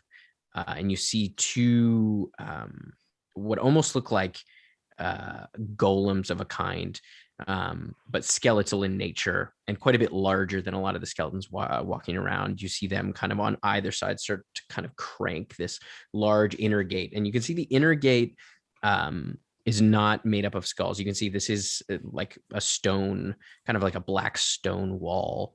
And it looks quite a bit older. It looks like it was from the ruins of the original city. As they kind of like, as the doors kind of open inward, and you can see they lead, about 30 feet to the face of the mountain, and you can see where the canyon starts. Just through here, I say to our hooked friend. Yes. As he goes over to the kind of base of the castle, you see kind of standing on a balcony kind of overlooking. You can see there is another form, kind of an armored figure with a kind of a long black cloak kind of draped over the shoulders. You can see a skeletal head alongside two other skeletal heads on either shoulder.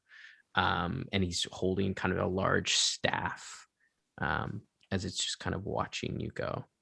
Do we want to ask these people about the Gloomspire at all?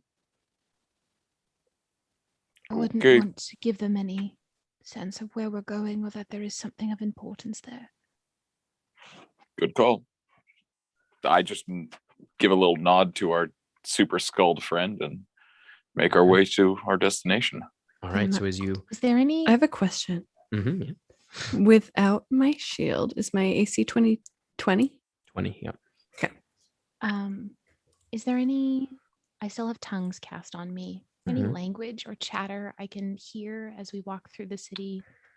There is some kind of clatter, but it sounds more like the clacking of bones together, and chattering of teeth. It doesn't seem like a specific language because coming from the skeletons. The other creatures spoke common, and the kind of bone golems don't appear to. They just seem to sort of be taking orders. They don't seem to be speaking. Reeks of undeath. I'm assuming just a big old. Oh yeah. Neppy, big time. Neppy looks unfathomably uncomfortable. You have seen her. She's usually pretty composed. She just looks like she's very on edge. She kind of has eyes down, just walking straight through. Okay. So as you get kind of near, you watch the creature that you dealt with kind of like hold up the hand that like kind of extended out of the kind of on the edge of his claws, and you can see the figure on the balcony kind of put his hand down as the hand kind of raises up, and you watch as it raises up, the flesh just strips away and the kind of skeletal hand kind of rises up and lands in his palm, and you can see he takes it and it like he kind of moves it over to his staff, and you watch the hand just grab the staff. And you continue through the inner gate. As you get through, you hear the doors immediately kind of close behind you. as you were in this kind of like barren kind of pocket of dirt before you get into the canyon. You can see it's pretty dark in the canyon, without the with just the kind of thin slit of light. It's mostly like it's nighttime all the time through this pass. Do you continue forward? Oh, Yeah. Okay. I just. Yeah. Yeah, I continue forward. Okay. So you press ahead into the canyon. Are you trying to be quiet? Quiet as we can be, I suppose. Yeah. Mm-hmm. would anyone like that sneaky cloak we found? Take an hour to attune. Oh, does it? Yeah. I don't think- know. Sneaky cloaks? Cloak of the Elven Kind? I think they're Might be kind of for attunement. funsies. Let me double check. That actually might not be. I'm not sure. Ooh, Cloak of the Elven Kind 5e. No, I don't think it's attunement. Requires no, it does. It attunement. requires PP. attunement. Damn. PP next time. I mean, if there was ever a time. Stop for a moment. Yeah, we're probably not going to get attacked being right here. Whatever is in there likely wouldn't come close to Heikass. So if we need anything, we stop now. I'm ready to go, but if anyone feels like they need a boost in their sneak, we have it. Kelly, did you want the cloak? I don't think I can tune to anything else right now. No slots. All right. Then into the dark we go. Neppy, can you take my shield in the back? Of course. We will talk later. I'm sure. We're Okay. going to talk later. Sure. All right. As I put her shield in my bag. You can make your stealth checks. I'm gonna 20. guidancing myself. I'll guidance letters. Am I back down Oh. at disadvantage now because Because you're in your heavy armor. Tim, that'll be a 22. 23. Nice. that will be a 7. I did roll a natural 1, but that will be a 7. 20, 30.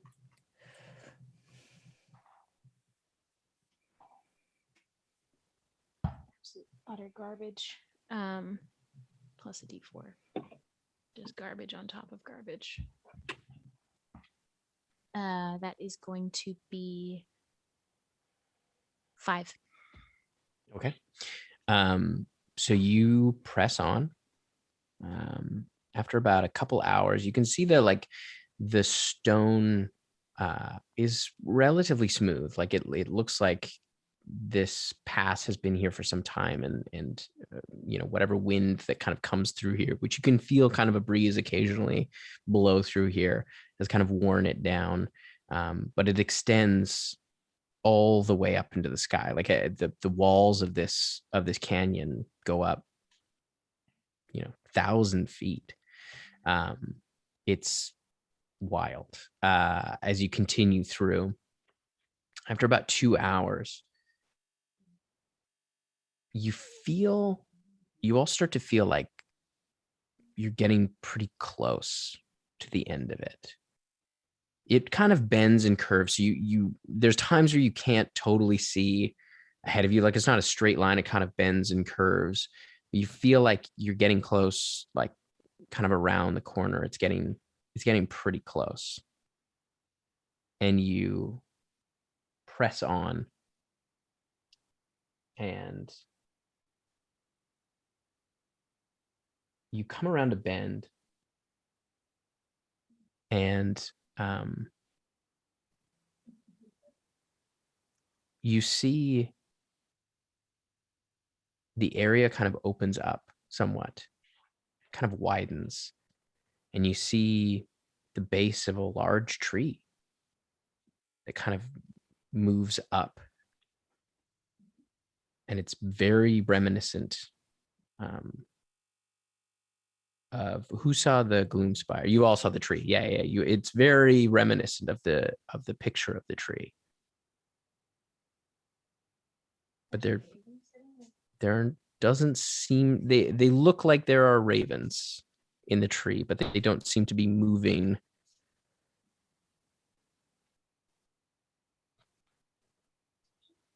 Emma, I think We you're can't hear you. Does it look like an illusion? You don't know. You can make an insight check.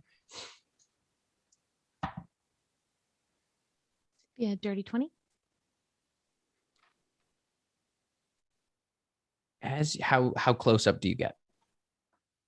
You'd have to get relatively close. You'd have to get within 60 feet. Well, this would just be me like trying to put together that they said that the Gloomspire was beyond the mountains, and finding it in between the mountains seems very off. It does strike you as off. It does Yeah. not line up with what you had been told. Right. So that does strike you as weird. Okay. But it looks like what you're looking for. From 120 feet away, I will wait. I check in with my party before I do something. I'm inclined to cast Dispel Magic on that very sus tree. How do we all feel about that? Yeah, go for it. Sure. Hell yeah. From 120 feet away, I dispel it with great intention. What level do you? Just a 3. Just Okay. just a getting to know you cast. Doesn't seem to have any effect. Oh, I don't even roll for it. No. I don't know if I'm able to make this connection, but we talked about where we were going in our heads while we were here. Is there a chance that something here was able to pick up on that? Perhaps. We have no way of knowing to be sure.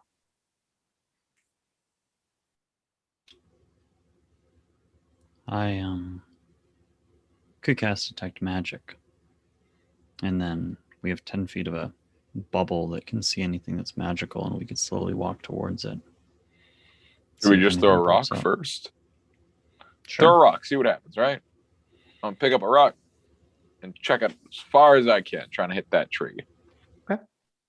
You throw it. Make a ranged attack.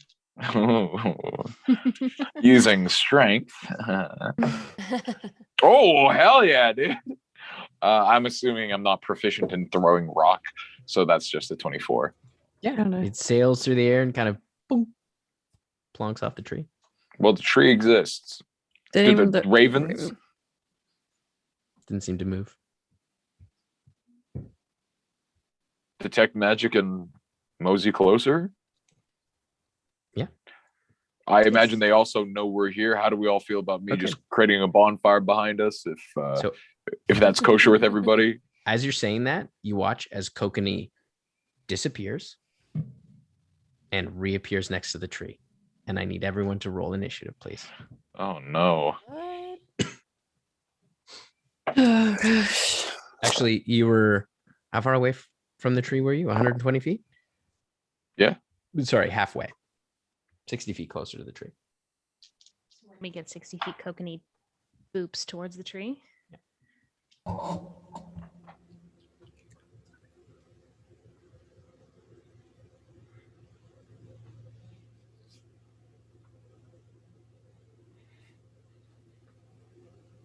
Mysterious enemy, make us roll initiative.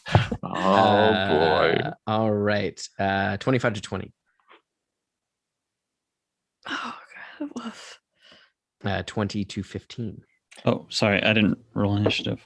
And yours 20. is at disadvantage. Well, yep. You're right. Never mind that. 16, Tim. 16. 14. Okay. 13.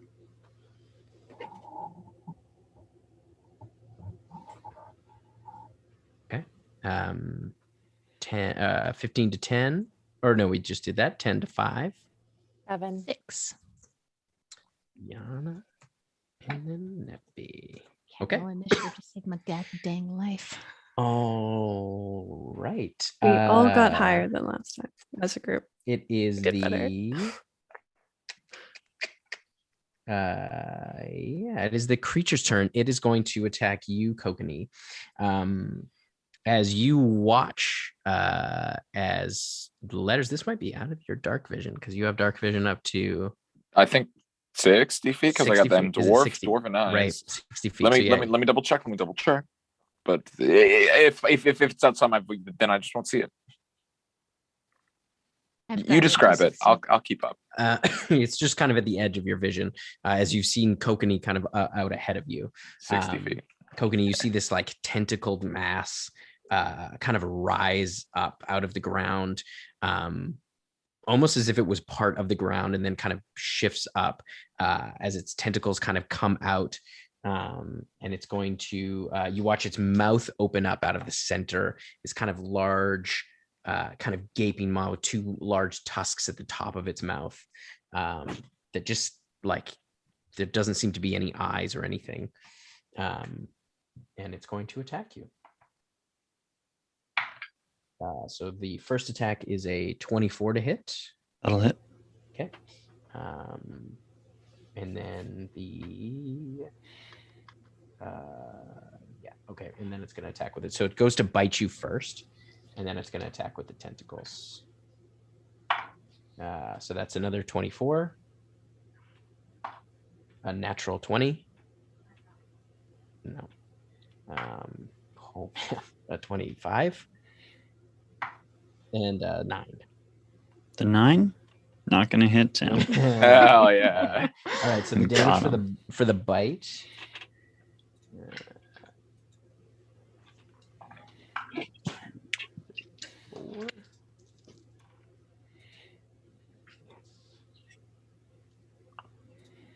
29 points of piercing damage. Yeah.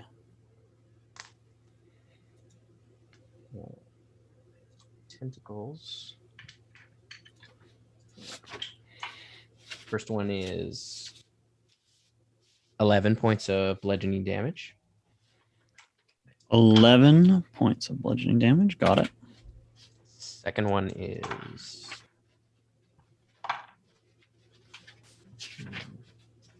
20 points of bludgeoning damage. That's the natural 20. And then the last one is 9 points of bludgeoning damage. As the creature kind of whips down with these almost like squid-like tentacles, kind of spiked and barbed, as it rips into you. You are grappled by one of them. Yep, and that's its turn. It is now Letter's turn. So there's a big stinky tentacle monster coming out of the ground, not on like a Sarlacc pit? No, just it's almost as if it appeared there. So there was no thing, and now there's a thing. Yeah, it was like, it almost kind of like as if it was potentially, you're not sure. It appeared very quickly. And with your passive perception, it was difficult to tell because it was right at the edge of your vision. Okay. Hell yeah, I do have 60 feet because I got them dwarvy eyes. Tight. I'm gonna bust out a new spell. I'm gonna grab that gem that I got Clack to inscribe that symbol on. I'm gonna cast Tasha's Otherworldly Guise, the spell that I got from dear old Sepenthus. Oh yeah. And first time seeing this, y'all are gonna see a pair of like gnarly fucking like Belrog like wings, like sort of smoky fiery wings, just sort of sprout out from underneath the fucking cloak that Letter's got. And he's like, oh no, and he like shoots up into the sky. Not quite as fast as he usually goes, but still pretty quick. I'm gonna go like 40 feet. I'm gonna find the Pythagorean thing to figure out how far I go on the angle, but 40 feet. So like I guess 30. I don't fucking know. What am I, a math wizard? And That's an I'm just artificer. 3, 4, 5 triangle. That's the only one I remember. Yeah, I'm gonna cast a firebolt at that silly gooby thing that's got my friend. Okay. Wait, can I cast a bonfire under its ass without? No, I can't. Then I drop concentration. Firebolt. It's a firebolt. Okay. You can't take it away. It's a 20 to hit the guy. 20 hits. That's yeah. the thing. That awful monster that's got my friend whom I love. It's fire. Okay, not great. It's an 11. He eats a bit of fire. All right. So yeah, you watch it kind of singe onto its kind of like brownish, like kind of spiky skin. Gross, sort of Tim. amorphous. You can see there are, as you kind of light it up just a little bit, as the flame kind of extinguishes as it goes, you can see there's a number of small tentacles all over its body. Oh. It is going to take a legendary action. Legendary.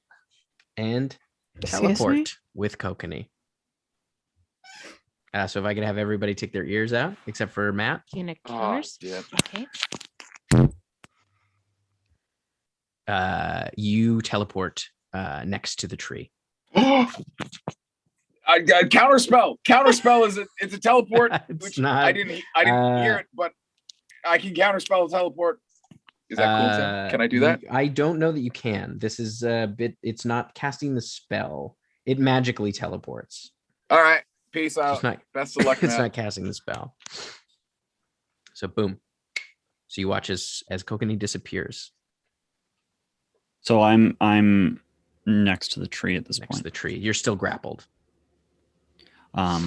Okay. Being over here, does anything look different? You can see the tree is there, but it's made out of stone. It doesn't look like a natural. It's a building. It looks a lot like the drawing. When you're up close, it looks very much like the drawing.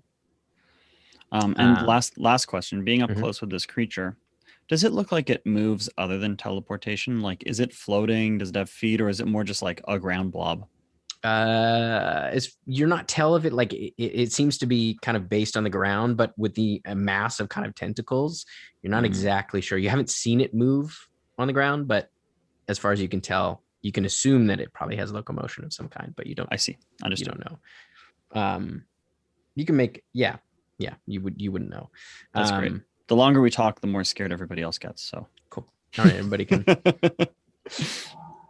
So the visage of the tree that is there is gone now? No, it's still there. No, tree's still there.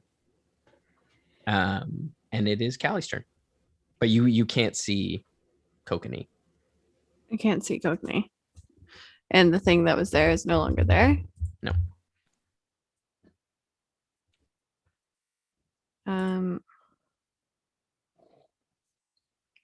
Well, fuck. I'm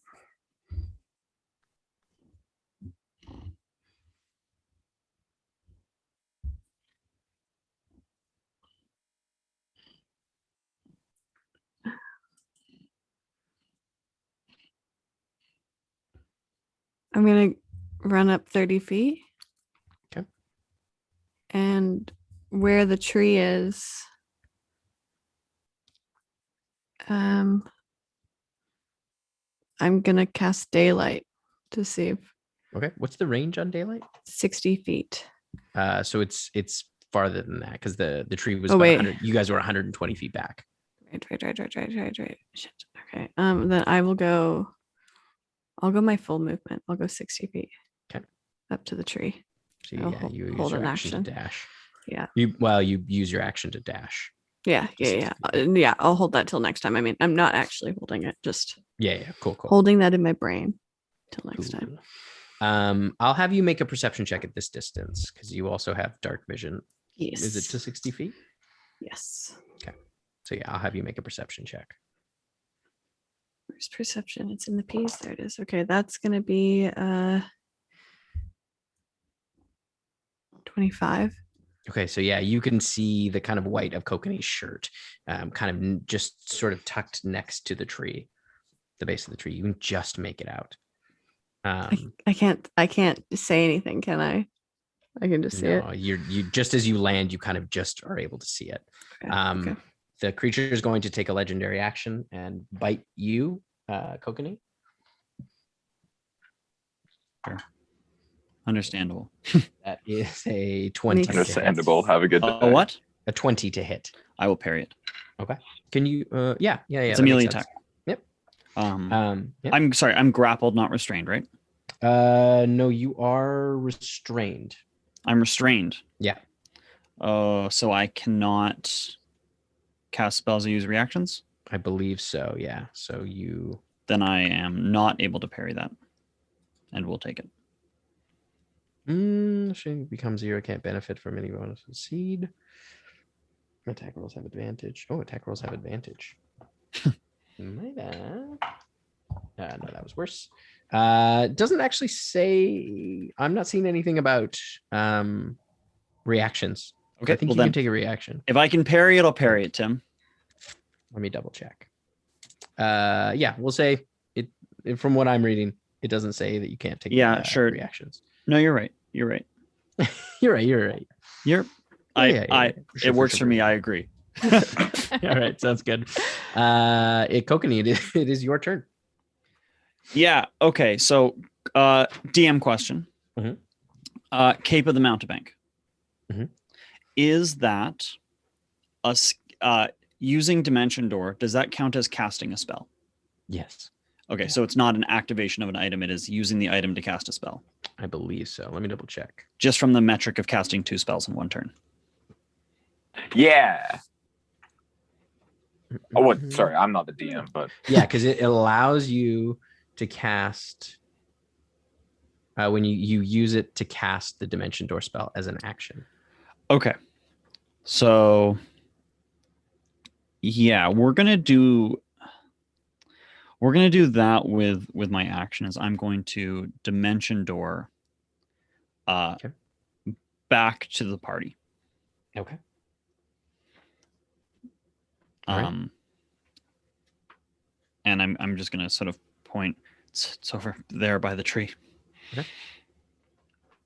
All right, the creature's gonna use another legendary action, and now it's Yana's turn. Oh, I hate that. Didn't like that. Oh, you're muted. You're so quiet. I can't hear your words. The words mean nothing to me. I will use my full movement and then dash to get up next to Callie. I would be running to where I saw Kokanee disappear. Okay. Yeah. And that's my turn. All right. Neppy, you're up. Is Kokanee standing like right next to me? Yeah. Yeah. How rough are we looking? We're looking. Dear husband, how awful do you look? I'm okay. I definitely have taken an amount of damage, but I definitely could take a lot more damage. Right. I'm not like you don't see like bones sticking out. I got a couple of pokes, but otherwise I'm okay. Mm-hmm. Mm-hmm. Yeah. Don't worry about it. Give you a little.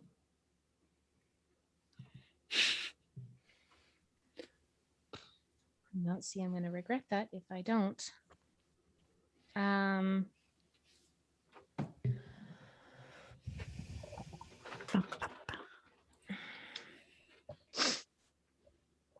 I can't see the thing, can I?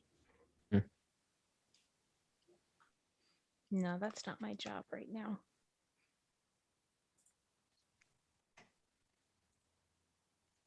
It's targeted you once. I'm not going to put it past that it'll target you again. We're going to hit him with with heal. So he gets 70 hit points back. Okay.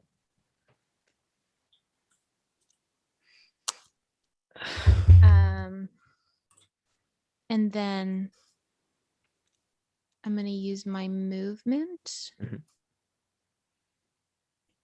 to just try and make sure I'm within 30 feet of everyone. Okay. If I need to triangulate myself to get within 30 feet.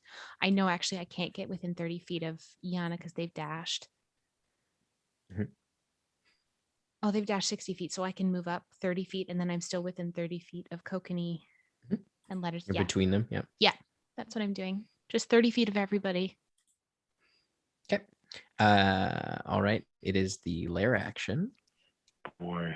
What the fuck did we walk into? My heart is racing. Oh, cool. No, Tim, not cool.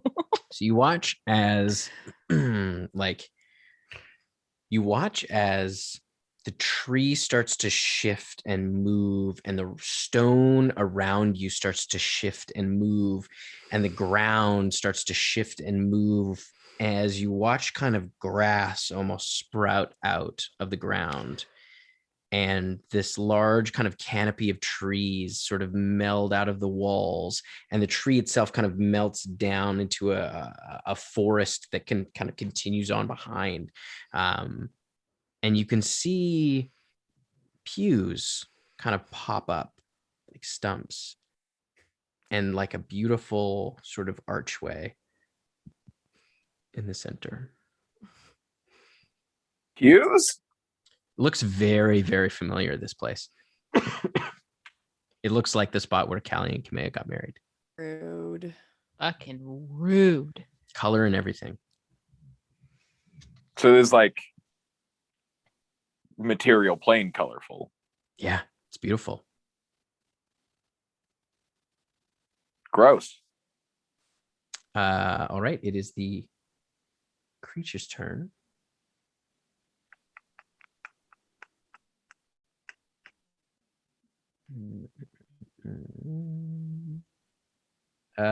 Yeah, it's gonna hold its action. Oh. Letters, you're up.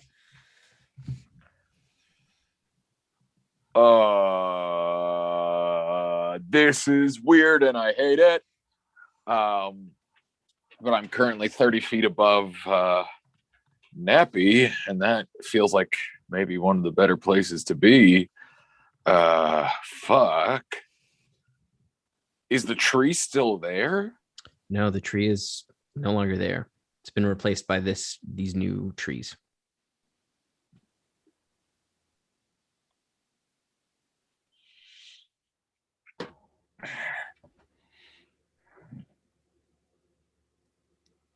I'm gonna take a chance. I guess I'm gonna fly down a little. Okay. Like 20 feet of my fly. Okay. Are there like 6 trees around me? There's some on the sides, yeah. Yeah. Are you flying ahead? Like ahead of where everybody else is? I'm gonna go down and forwards. I'm still within 30 feet of Neppy. If there's I want to get to where there's like 6 trees around me. Is that a possibility? You'd have to go where the archway, near the archway in the back. I fucking hate that. Nah, fuck that. I'm gonna stay up here. How far off the ground are you? Well, I'm 30 feet to start, so we're figuring it out. And I moved 30 feet in. I did the Pythagorean thing. 40 feet on a fucking 45-degree angle. 30, so it's about 28. The point is we round up to 30. So, fuck. I moved 30 feet in. I'm still 90 feet away from the thing. I'm gonna shoot just a firebolt at that arch. See what that does for you. Sure. Yeah. So how high off the ground are you? 30 feet up. Okay, great. 28 and some change. Okay. Oh no. Well, that's a 12 to hit the fucking arch. Just kind of sails through. You miss it. You don't hit the archway, but it kind of like fizzles out into the grass behind it. I don't fucking know. And I'm just gonna stay up here 30 feet above Neppy. Okay. It is the creature's gonna use a legendary action. And then it is Callie's turn.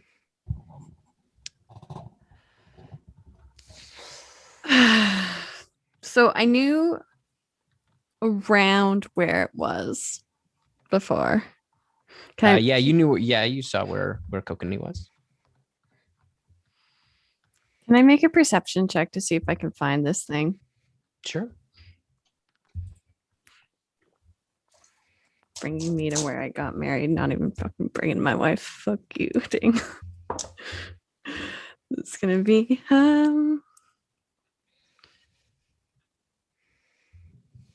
22. Can't see it. Can't see it. Okay, bonus action. I'm gonna shield of faith, Yana, because she's right beside me, right? Mhm. Yeah, I'm gonna shield of faith, Yana.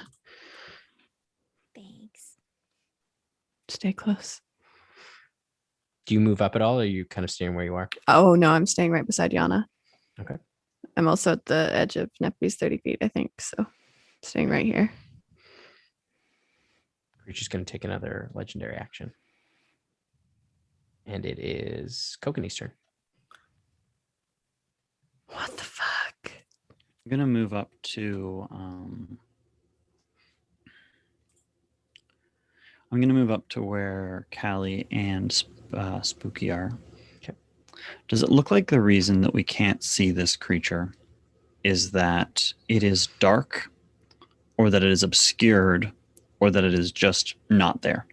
It's not there. Where you don't see it. Where it was, it's not there. Okay, then I'm going to use my turn to cast See Invisibility. Okay. For the duration, you see invisible creatures. It's for an hour, and objects as if they were visible, and you can see into the ethereal plane. Okay. You see them. The creature is right up next to Nepi.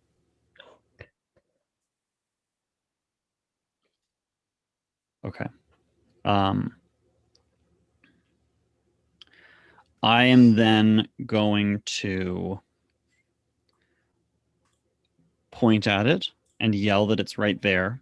I'm going to action surge, and I'm going to shoot it with a gun if I am allowed. When you went up to everybody else, Yeah.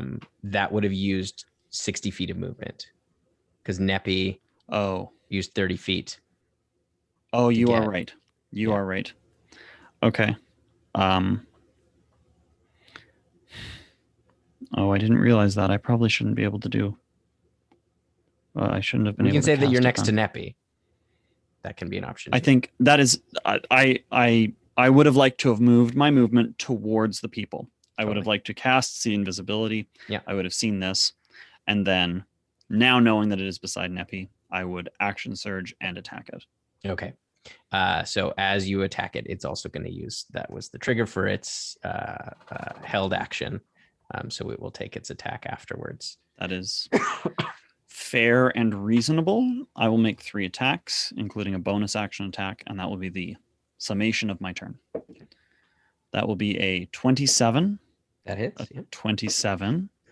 And a 12, which I will make a 22. Okay. Is this with the lightsaber? This is with the lightsaber. Is this an undead? No, it is not. Okay. Y'all want to see something cute while we do this? Yes.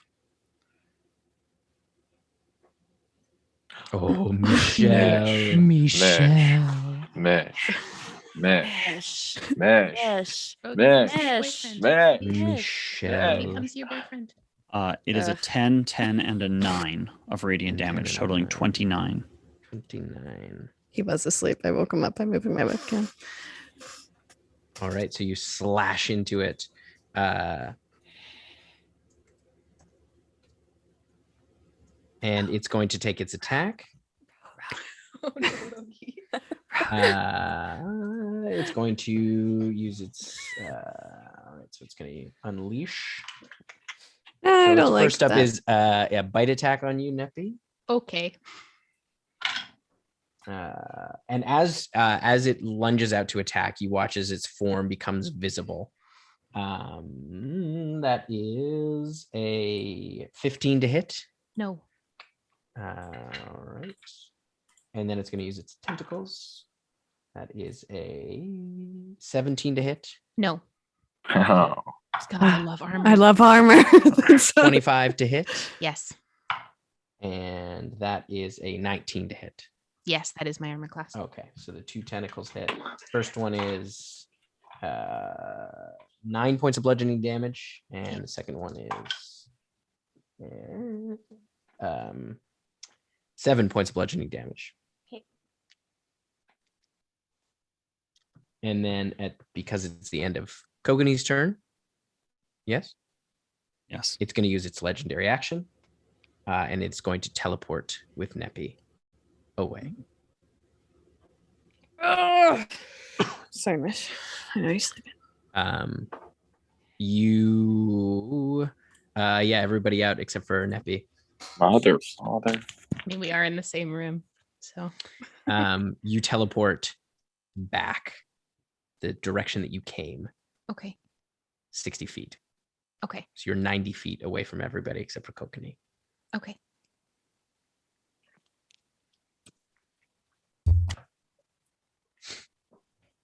All right. It is Anna's turn. Did I see where it went? Like, did I see that it was attacking Neppy? You would have heard Kokani yell. You would have seen it attack Neppy, and then it disappeared, and you cannot see it. Okay, so I've seen it. Mhm. Can I and I'm willing to like investigate or whatever, like, or an arcana or something, but can I try and see if I can see its ethereal strings and see where it has gone? Because I've maybe seen it now. I don't know. Yeah, That's that my would thought. that would be your action to try to like gaze into the ethereal plane. Yeah. To see if you can see kind of where it went. Yeah. Sure. Yeah. Make a perception check at advantage.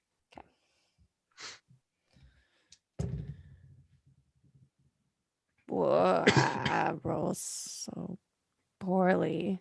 My perception's a -1, so that's a 9. Yeah. So you look and you can see the like kind of area around it, like where she was is there is no creature there. You get that immediately, like it's not invisible there. But you're not able to kind of pick, the string starts to like, it disappears kind of before you're able to react quickly enough. So that's your action. Would you like to do anything else? No, I'll just stay with Callie. Okay. Neppy, you're up. Am I grappled by this thing? You are grappled and restrained. Can I cast spells? Yes, you can. Yep. Cool. Okay. If it's an attack spell, you have disadvantage. It's gonna have to make a save. Okay. So it's not a ranged or melee attack. Sure. I'm gonna grab the amber rod around my neck, and I need it to make a Constitution save, please, for Bolt of Glory. Good. Oh. Yeah, we're not fucking around now. Bolt that of is Glory. Only an 12, but it's going to use its legendary resistance to make that a save. Well, it still takes half damage. So that's going to be 10d10 radiant. Yeah. If it's an undead, it has disadvantage. It's not undead. Okay.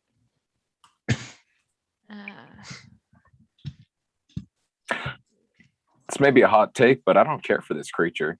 It's a very cool creature. I like a person-to-person level. Very cool creature.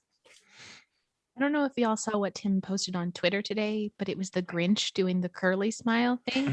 I knew we were in for it. I wasn't sure we were going to get to this, but here we are, you know? Oh, yeah. Walking through Skull Town, I was like, this is just a whole bunch of encounters that we are blowing past. That's what I mean. I was like, well, maybe they'll give up a hand. Maybe they'll do it. Everyone who's in chat right now needs to put some good juju into my dice, please. You need some D10s? Okay, not bad.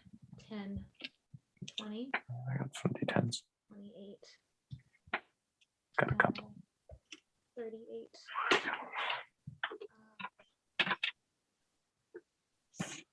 45. 50. 52. So it's going to be halved. To 26. Yeah, and you're just going to. There's a giant beam of radiant energy that erupts from the. Perfect. Kokanee, you see it 60 feet away from you. Everybody else, it's 90 feet back the direction that you came from. Father. It's gone behind you. I can hate this thing. It is the lair action. Fuck this guy.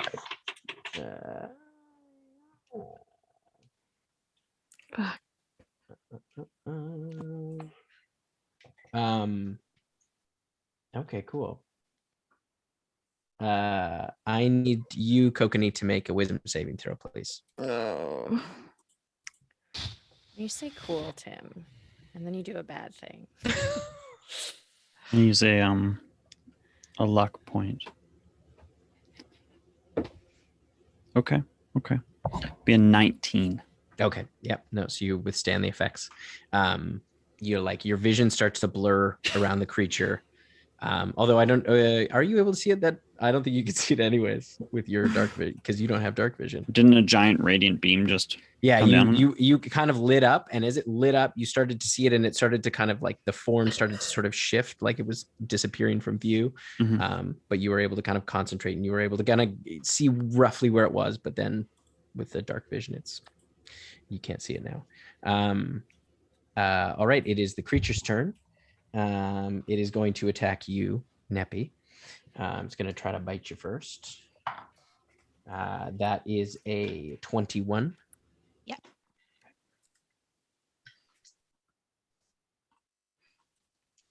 Jeez. That is 19, 22, and 25 points of piercing damage. And then it's going to hit you with its tentacles. It's 26 to hit for the first one. It's only a 14 for the second one. No. That is a 19 for the third one. That is my armor class. Okay. Mish, That's please. 25 for the fourth one. So 3 hit or 2 hit? The bite or no, I think I got to roll one more. It would be the bite, and only one tentacle hasn't hit. Okay. So far. No, but it's grappling you, so we can only use 3. Okay, cool. Tentacle.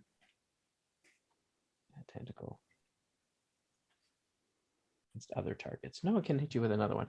All right, so the last delightful. 24 to hit for the last one. Yeah. All right, so it hits you with 3 tentacles and a bite. Yes. And I already took off the 25 points for the bite damage. For the bite, yes. Mhm. All right, so that is 13 points of bludgeoning damage. Okay. Mish. And then another 10 points of bludgeoning damage. Okay. And then another 14 points of bludgeoning damage. Okay. And that is its turn. Letters. Okay. You're up. It's moved behind us. How far back did it move from? From the group, it was 90, so you're even farther ahead. Well, You're I was another 30, so it's. I was above Neppy. I thought you moved with the rest of the group. You moved ahead, I think. I stayed 30 feet above Neppy. Oh, okay, so yeah, because that's it's the then safest place to be. 60 feet then. Yeah. Okay, great. Then we're just gonna fucking. I thought you flew forward towards the trees, though. That's I did. what you were saying. That was my first turn, but Okay. And your first turn was flying up over Neppy. I went 30 feet up in the thing, and then Neppy came because I went first, and then Neppy came underneath me, and then I talked about going near trees, okay. but you were like, no, it's the archway, and then I went up, missed the archway. Okay. Sure. But so we'll decided to stay above Neppy because that's the safest place to be. Okay. So yeah, you're 60 feet away from where that was. 30 Okay, feet then from your friendly neighborhood cleric. fucking I'm just Brave gonna fucking cleric. come over and try and slap it. I'm gonna fly 40 feet and then I'm gonna steel wind strike it and see what I can do to it. Hurt it. No. Tim, it's a natural 1. So I try to biff it, but I just biff it. And I end up Are natural 1s auto misses on attacks? Yes. Okay. Yeah. Nothing you can do to that. So I am 5 feet next to the creature though. Okay. And I'm very stern about it. It's going to use a legendary action. Mhm. Gonna teleport away. I hate this thing. I hate this thing. I hate Attack this of thing. opportunity. No, it's a teleport. It's not it's not moving out of range. It's like if you Misty Step. I raise my fist at it. It's got me with it. Yeah. Mm-hmm. Okay. And I'll have everyone. Oh, beans, the musical fruit. Also, can I have everyone close their eyes too? Because I don't have my D&D Beyond up right now, so I want to show everyone out there how many hit points I have, just for posterity's sake. Yeah. Okay. Beep. Okay, that's pretty good. That's fine. It's okay for now. So you teleport. You can all come back now. Oh, you can't see. You teleport back 30 feet. And you are up against the wall 30 feet. So you're 30 feet away from Kokanee and Letters, but you're up on the wall. Okay. 30 feet. Okay. Okay.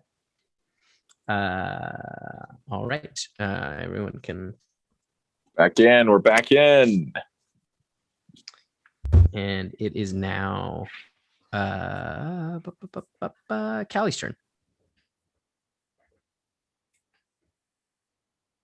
She's still looking away without her headphones on. I realized the flaw. That's why I was peeking. Len, I'm so sorry. I'll text her. Oh, there, she heard that. They heard that. Sorry, I asked you to look away and you're not listening. Me texting. No, I texted Jen while I was looking away. I was like, how am I supposed to know to put my headphones on? Sorry. I'm so sorry. Close my eyes. Just peek. All right. Callie. This thing is gone. Yeah, it was 90 feet away from you. You were 90 feet away from or 60 feet away from. You were 90 feet, yeah, and now it's gone. You can't see it. You can barely see your friend. You probably can't even see your friends, other than Spooky, who's next to you. I can't see my friends. No, because they both moved. Oh, you can see Kokanee. You can't see Letters. It's just dark. Yeah, you can see Kokanee is 30 feet ahead of you. Okay. How far was the archway from me? It's 30 feet. It's another 60 feet in front of you. No, it would be 30 feet in front of you. I'm gonna go there then, and I'm gonna cast daylight on the arch. Okay. Or just it lights up. As you kind of see it in the light, you can see it's similar, but it's not quite the same. It's like it almost looks as if it was a picture that's been brought to life. So it's like you can tell that it's fake when you're up close. Okay. And then and how much is daylight? Let's see how much. I think it's 60 feet. 60 feet bright, another 60 feet dim. 60-foot radius sphere of light spread out from a point I choose. The sphere is bright light and should stem light for an additional 60 feet. Okay. So that is still. Yeah, you would. Yeah. Okay. If any of the spell, I don't believe that this will do anything, but if any of the spells area overlaps with an area of darkness created by a spell of 3rd level or lower, the spell that created that darkness is dispelled. No, it's just naturally dark here. Yeah. Okay. Well, fuck. Yeah, Callie's gonna swear a lot again. And then just I don't know. Just stand in the light, I guess. Okay. So I can't do anything if I can't see it. You can see Letters now. I can see Letters. Hey, he's 90 feet away from you. You're super spread out. Hate that. But I went 30 feet, right? Yeah. I went 30 feet through the arch. Can I go 30 feet back to Yana? That would be. It's an action to cast. Oh, an action. Right. Yeah. Right. So I get it. Like I'm where I'm at. I'm here. You're here. Nah, Yana's 30 feet away from you. Yep. Kokanee's 30 feet away from Yana. Yep. Letters is another 30 feet beyond that. Yep. And Neppy? Who knows? You're not sure. Pray Neppy does something right again. It is Kokanee's turn. Okay. So I'm going to pull out my gun. Okay. Upon my gun has Finnan's distance seeing or dark vision goggles, which I can look through in the direction that it looked like it was teleporting away from. Do I see anything? So as you kind of look down in the direction down the tunnel, or down the canyon, directly ahead with the kind of vision of the scope, you don't see anything. Can I take my action to do like a full 360 with it and have a look around? Yeah. You can make a perception check. Yeah, I will gladly take that. That will be a 21, Tim. So you see, as you start to kind of scan around, you start to like look around, you see up 30 feet on the wall is the creature kind of clinging to the wall holding Neppy. It's 30 feet away from you and then 30 feet up on the side of the wall. That's super cool. So I have used my action to do this, but I still have my movement and bonus action. I would like to move 30 feet towards it. Okay. So that I am, I guess, underneath it. Yeah, I'm going to move 25 feet. I'm not going to be, I'll be not, if it falls, I'm not going to be right underneath it. And then I am going to cast Shield of Faith on Neppy as a bonus action. Okay. And that will be my turn. Shield of Faith is 30 foot, so you'd have to get right onto the wall. Is it 6? Is it 60 feet? It's 60. Oh, nice. I think it's 60. Yeah. Okay. So you cast Shield of Faith. The creature is going to use another legendary action. I hate this thing. And everyone can just quickly take their headphones out. Just you keep your eyes open. You just take it. You go another 60 feet up the wall, so you are 90 feet above the ground. Okay. Okay. And then it is Yana's turn.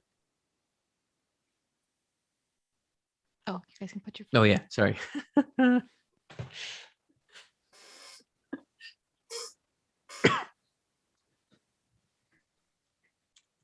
Yana, you're up. Sorry, I mute the computer because my headphones are actually really loud when I take them off. I'm going to cast haste on Callie. Okay. Sounds good. You know the deal. I am concentrating. Ka-chow. All right. The creature is going to take a legendary action and try to bite you, Neppy. Go for it. That is a 20. Does not hit with Shield of Faith. Yes. All right. And then it is your turn, Neppy. Okay. I can see that I'm 90 feet off the ground. Yeah. Well, you can't actually see the ground. Cool. With your dark vision. Great. The edge of your vision, you can see letters flying. I know what I want to do. What's up? I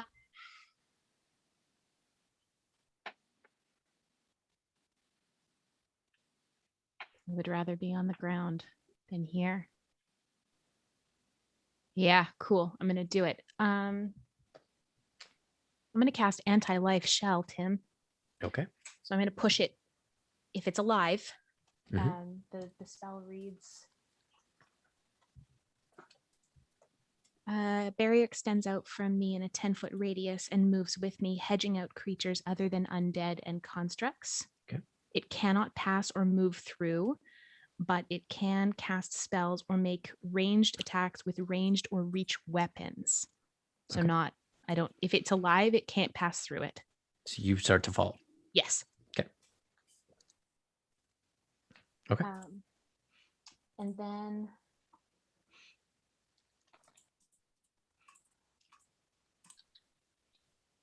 yeah, that's what I do. Okay. So you. Yep. Mhm. That's Okay, what I do. so you fall 90 feet to the ground. Yeah. I'd rather be on the ground than in its tentacles. Fair All enough. right, and you take 32 points of bludgeoning damage. Yeah, that's fine. As Kokanee, you watch as Neppy slams into the ground in front of you. And there's like this, like, oh, again, I have to make a concentration check for my anti-life shell. Mhm. Also, I got to beat a 16. Yeah. I think it'll probably drop, but it got me out of there. So yeah, it absolutely drops, but I am now on the ground. You watch as she slams into the ground and the shell just kind of dissipates. All right, it is the lair action.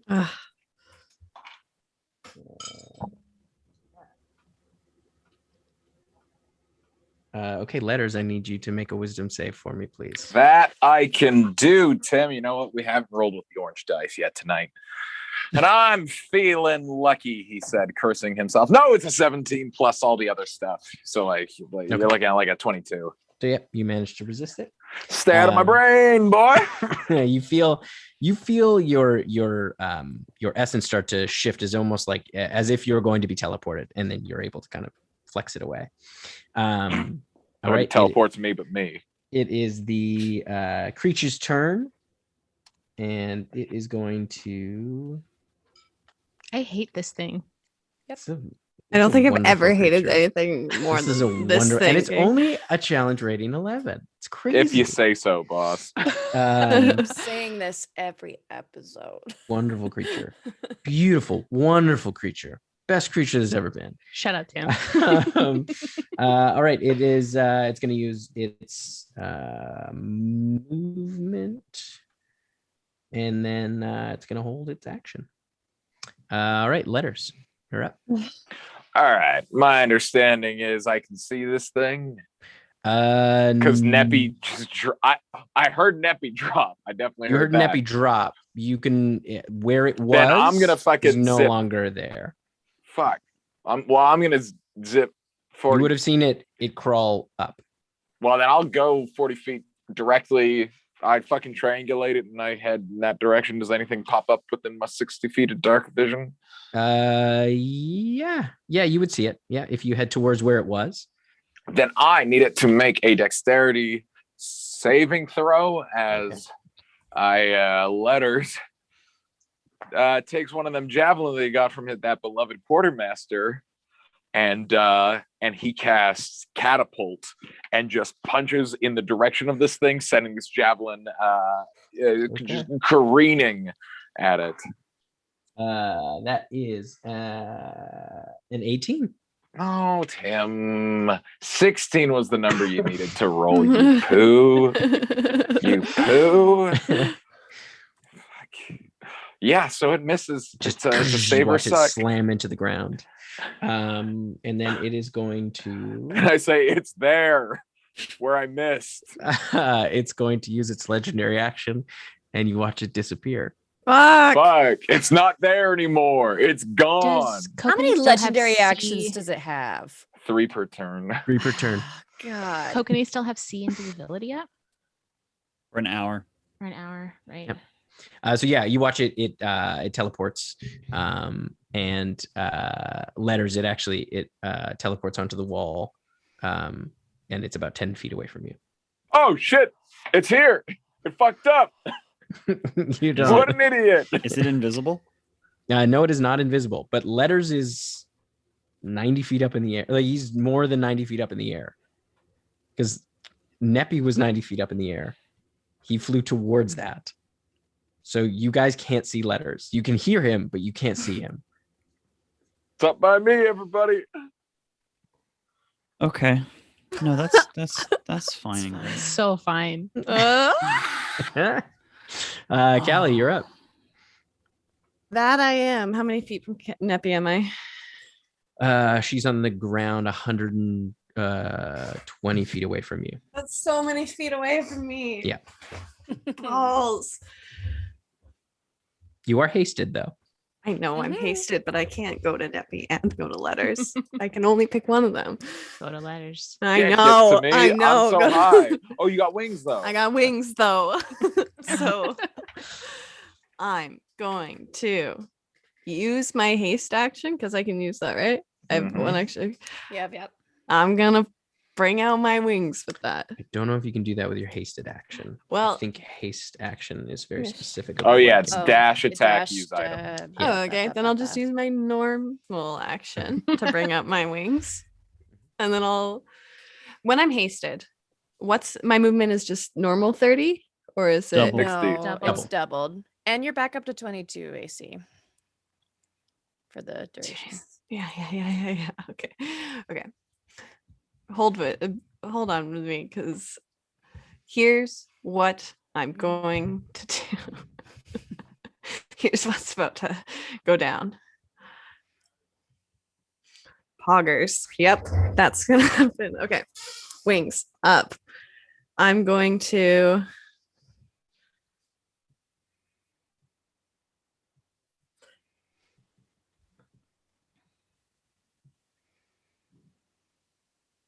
wings up. So I'm flying now. My movement is 60 feet. Mm-hmm.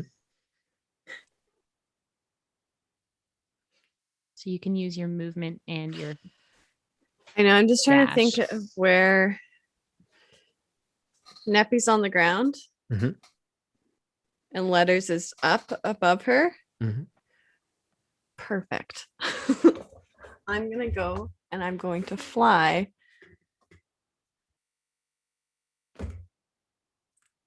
over top of Neppy.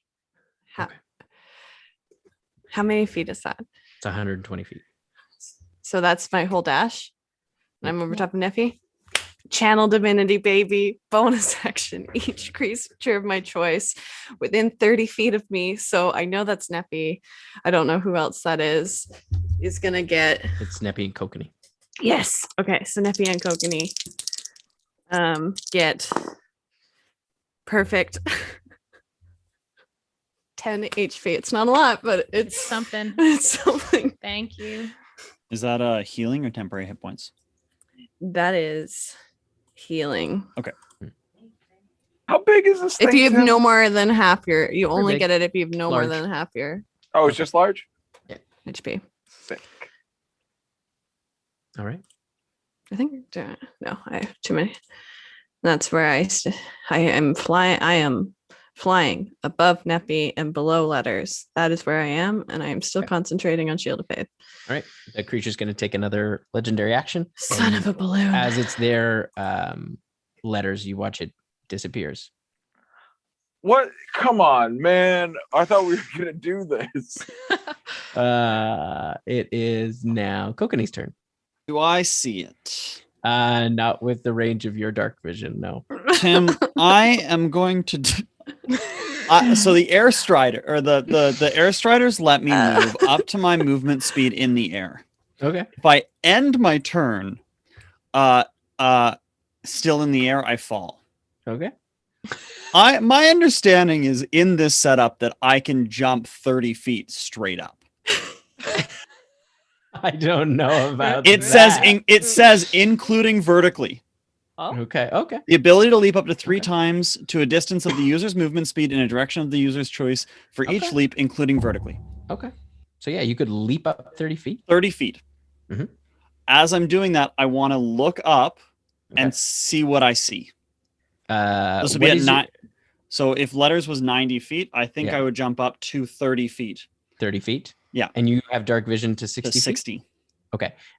Yeah, you see with you still have invisibility up? Yep. This It's for an hour. It's not concentration. Yeah, you can see the creature invisible on the wall next to Letters. No. This thing. This thing sucks. I've been able to hit it. I don't remember. I think we had a discussion about this at some point. If I cast a spell that has a range and then I leave that range, does the spell end? Depends on the depends so on like the spell. But so if it doesn't say it ends, like if it's like Shield of Faith, for example, like if it would stay up. Okay, in the moment that I see it, I'm going to cast Hold Monster on it. Okay. Nice. And then I'm going to fall back to the ground. Is that a wisdom save? That is a wisdom saving throw. That is an 18. Oh!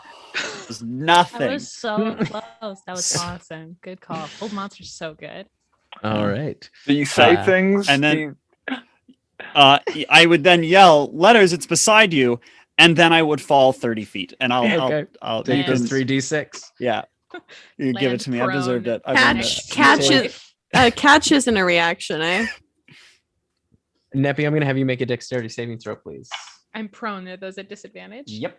Tim, I did say above Neppy. Yeah, you can make a dexterity saving throw too.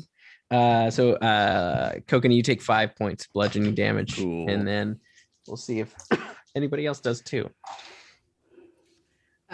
24. Okay, yeah. Kelly, you just effortlessly sort of roll out of the way. Like you're still in the same space, but you just kind of like you use your wings to kind of maneuver out of the way. It's the trick I learned that I spent so much time learning in the air elemental. Absolutely. Absolutely. It finally comes in handy. War club. That's a deep cut. Tim has a 4.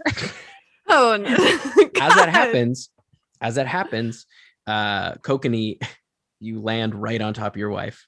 And you also take 5 points of bludgeoning damage, Neppy, as it's like Callie, you managed to move out of the way, revealing Neppy right below as Kokanee panics and slams right into his wife. Nice. Well, at least it wasn't me.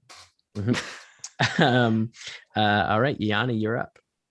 Okay, so I'm on the ground. We are literally tumbling all over each other. 90 feet away from Kokanee and Neppy. Far. Kokanee and Neppy are in a pile on the ground, and Callie and Letters Can't even really see them. Okay, and Callie and Letters are up in the air. Can I see them either? Nope. Jeez, you're alone with Clack at the moment. Cool. The daylight is still. Yeah, the daylight's still up. Boy. Okay, but I can't really see what's going on over there. No. You can hear it. You heard Kokanee fall. There's nothing I have that'll get me over there. Just running around useless at this point. I imagine that while you that's can't what see most it, of us are doing right now. True. I imagine that while you can't see it, Kokanee has produced a series of unusual auditory experiences. True. True. Okay. I guess I'm gonna run back, assuming with Clack in tow, but I will run back towards where this bad noises are coming from. I will probably have to run at least 60 feet before I see anything. Or no, I have dark vision. Yeah, so you get 30 feet and then you see all your friends in a or pile. most of your friends. You don't all see my your friends are on the floor. Okay. I don't see my friends up in the air, but okay. But I can see my friends who are in a pile, and I can't see the thing, right? You can't, no. Gross. I hate it here. Nessa, pick me up. Spell mom, take me home. Take me home. I think I'm just gonna use my they're 90 feet away from me, so I will run another 30 feet to be 30 feet from them. Yeah. Math brain hard. Can I see Callie now? Yes, Or you she can. too? Yeah. Okay. No, she's a little bit above them. How far? She's like 5 or 10 feet off the ground. Oh, that's not far. Yeah. Okay. Callie, you could take me with you if you want. And that's how I'm gonna end my turn. Okay. All right. It is Neppy's turn. Cool. So Kokanee yelled out that it was next to Letters. Mm-hmm. Yeah. Can I see Letters? Yep. Cool. So I am going to, so Kokanee's on top of me. Mm-hmm. I'm going to gently move him off of me. And I'm going to fire an 8th level guiding bolt straight at it. Okay. It is a disadvantage because you cannot see the creature. That's fine. That's fine. Okay. Dirty 20. A disadvantage. Yes. Nice. Yeah, that hits. Okay, so that is how many d6? Like a lot. At D6? 8th level. Do you need some It's D6? 11 d6. Nice.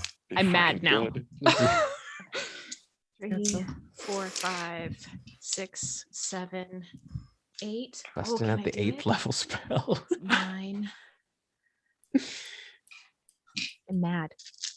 That's Fair. 9. I'll have Fair. to roll 2 more. Okay. That wasn't great. 6, 11, 16, 24,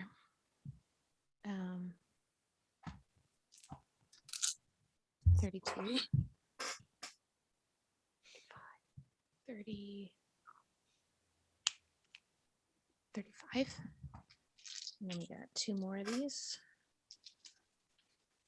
35. That's the number. 35 so far. That is going to be. That's going to be 47 points of damage. And the next attack Nice. on it has advantage because it is glowing with radiant energy. Well, that might just be enough. I think that is just enough. Let's see here. Yeah. That's just enough. You just how do you want to do it? Yes. How is it like right behind letters, like looming? It's like over right on the letters? wall next to letters. Like it was like it's like about to grab letters. Okay. It can try. I imagine the guiding bolt, just like Neppy's hand, just flies straight up and it blows this just like giant hole through it.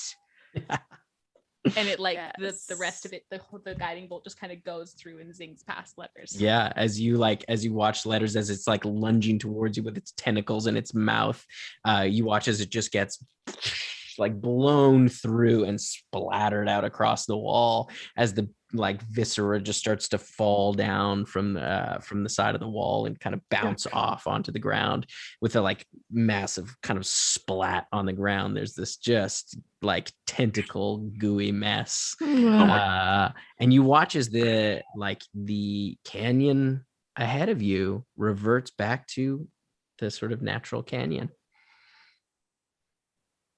The creature is dead. Thank goodness. Neppy just like rolls over and just like she's bleeding profusely and she just puts her head on Kokanee's chest. I'm gonna give her a hug and I'm gonna cast life transference at 4th level. While they're figuring that out, I want to fly down and poke this thing and try to figure out what's special about it and whatnot. Wizard investigate. You can make a nature check. Okay. I'm just gonna fly down. Can to the I ground. help? I think I'm proficient in Yeah. nature. Oh no, I'm not actually. I will 16. 16. It's hard to tell. You can see that like it doesn't appear to have any eyes. Like the mouth and stuff like that is somewhat blown apart, but you can see kind of the top of the skulls. Doesn't have any eyes. It's difficult to discern. It like this creature is kind of there is kind of a structure to it. It's not totally amorphous, but it is like its locomotion seems to mostly be these sort of massive tentacles with kind of spiked grips, and it seems like you as you kind of poke around, and it does have quite a large like kind of a brain, or what you assume kind of a brain mass. It's like more of like an extension of its spinal cord into this sort of cluster of nerves. Like it's not like a central brain. It's I've seen enough. I cast bonfire on that bad boy. I don't want this coming back. As you Oh my goodness. it's a Balhanoth. I think that's how you spell it, or a Balhanoth. For those of you at home, that I tweaked a little bit. Terrible Tweaked a book little is bit. that from? And where do you Morton keep it? Kynin's So Tome of Foes. okay, That's the worst thing.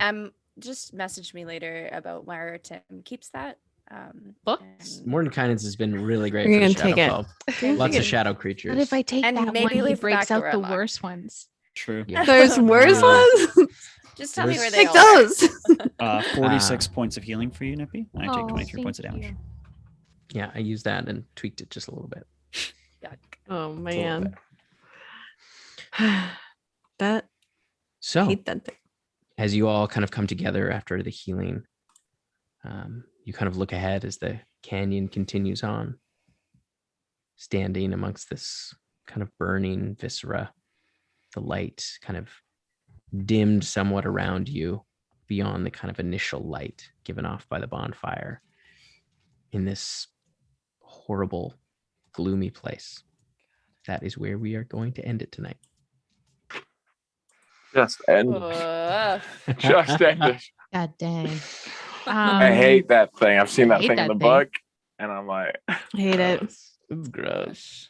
Thanks so much to everyone for hanging out with us extra late tonight and watching us muddle our way through that. Please come hang out with us on Monday for Chatwater. Sean and I will be debriefing this cluster cuss, and then we're going to be diving into some RPG theory around therapy, which is going to be great. So if you have questions about how D&D can be used and other RPGs can be used as a therapeutic tool, please come hang out with us. It's going to be just a delight.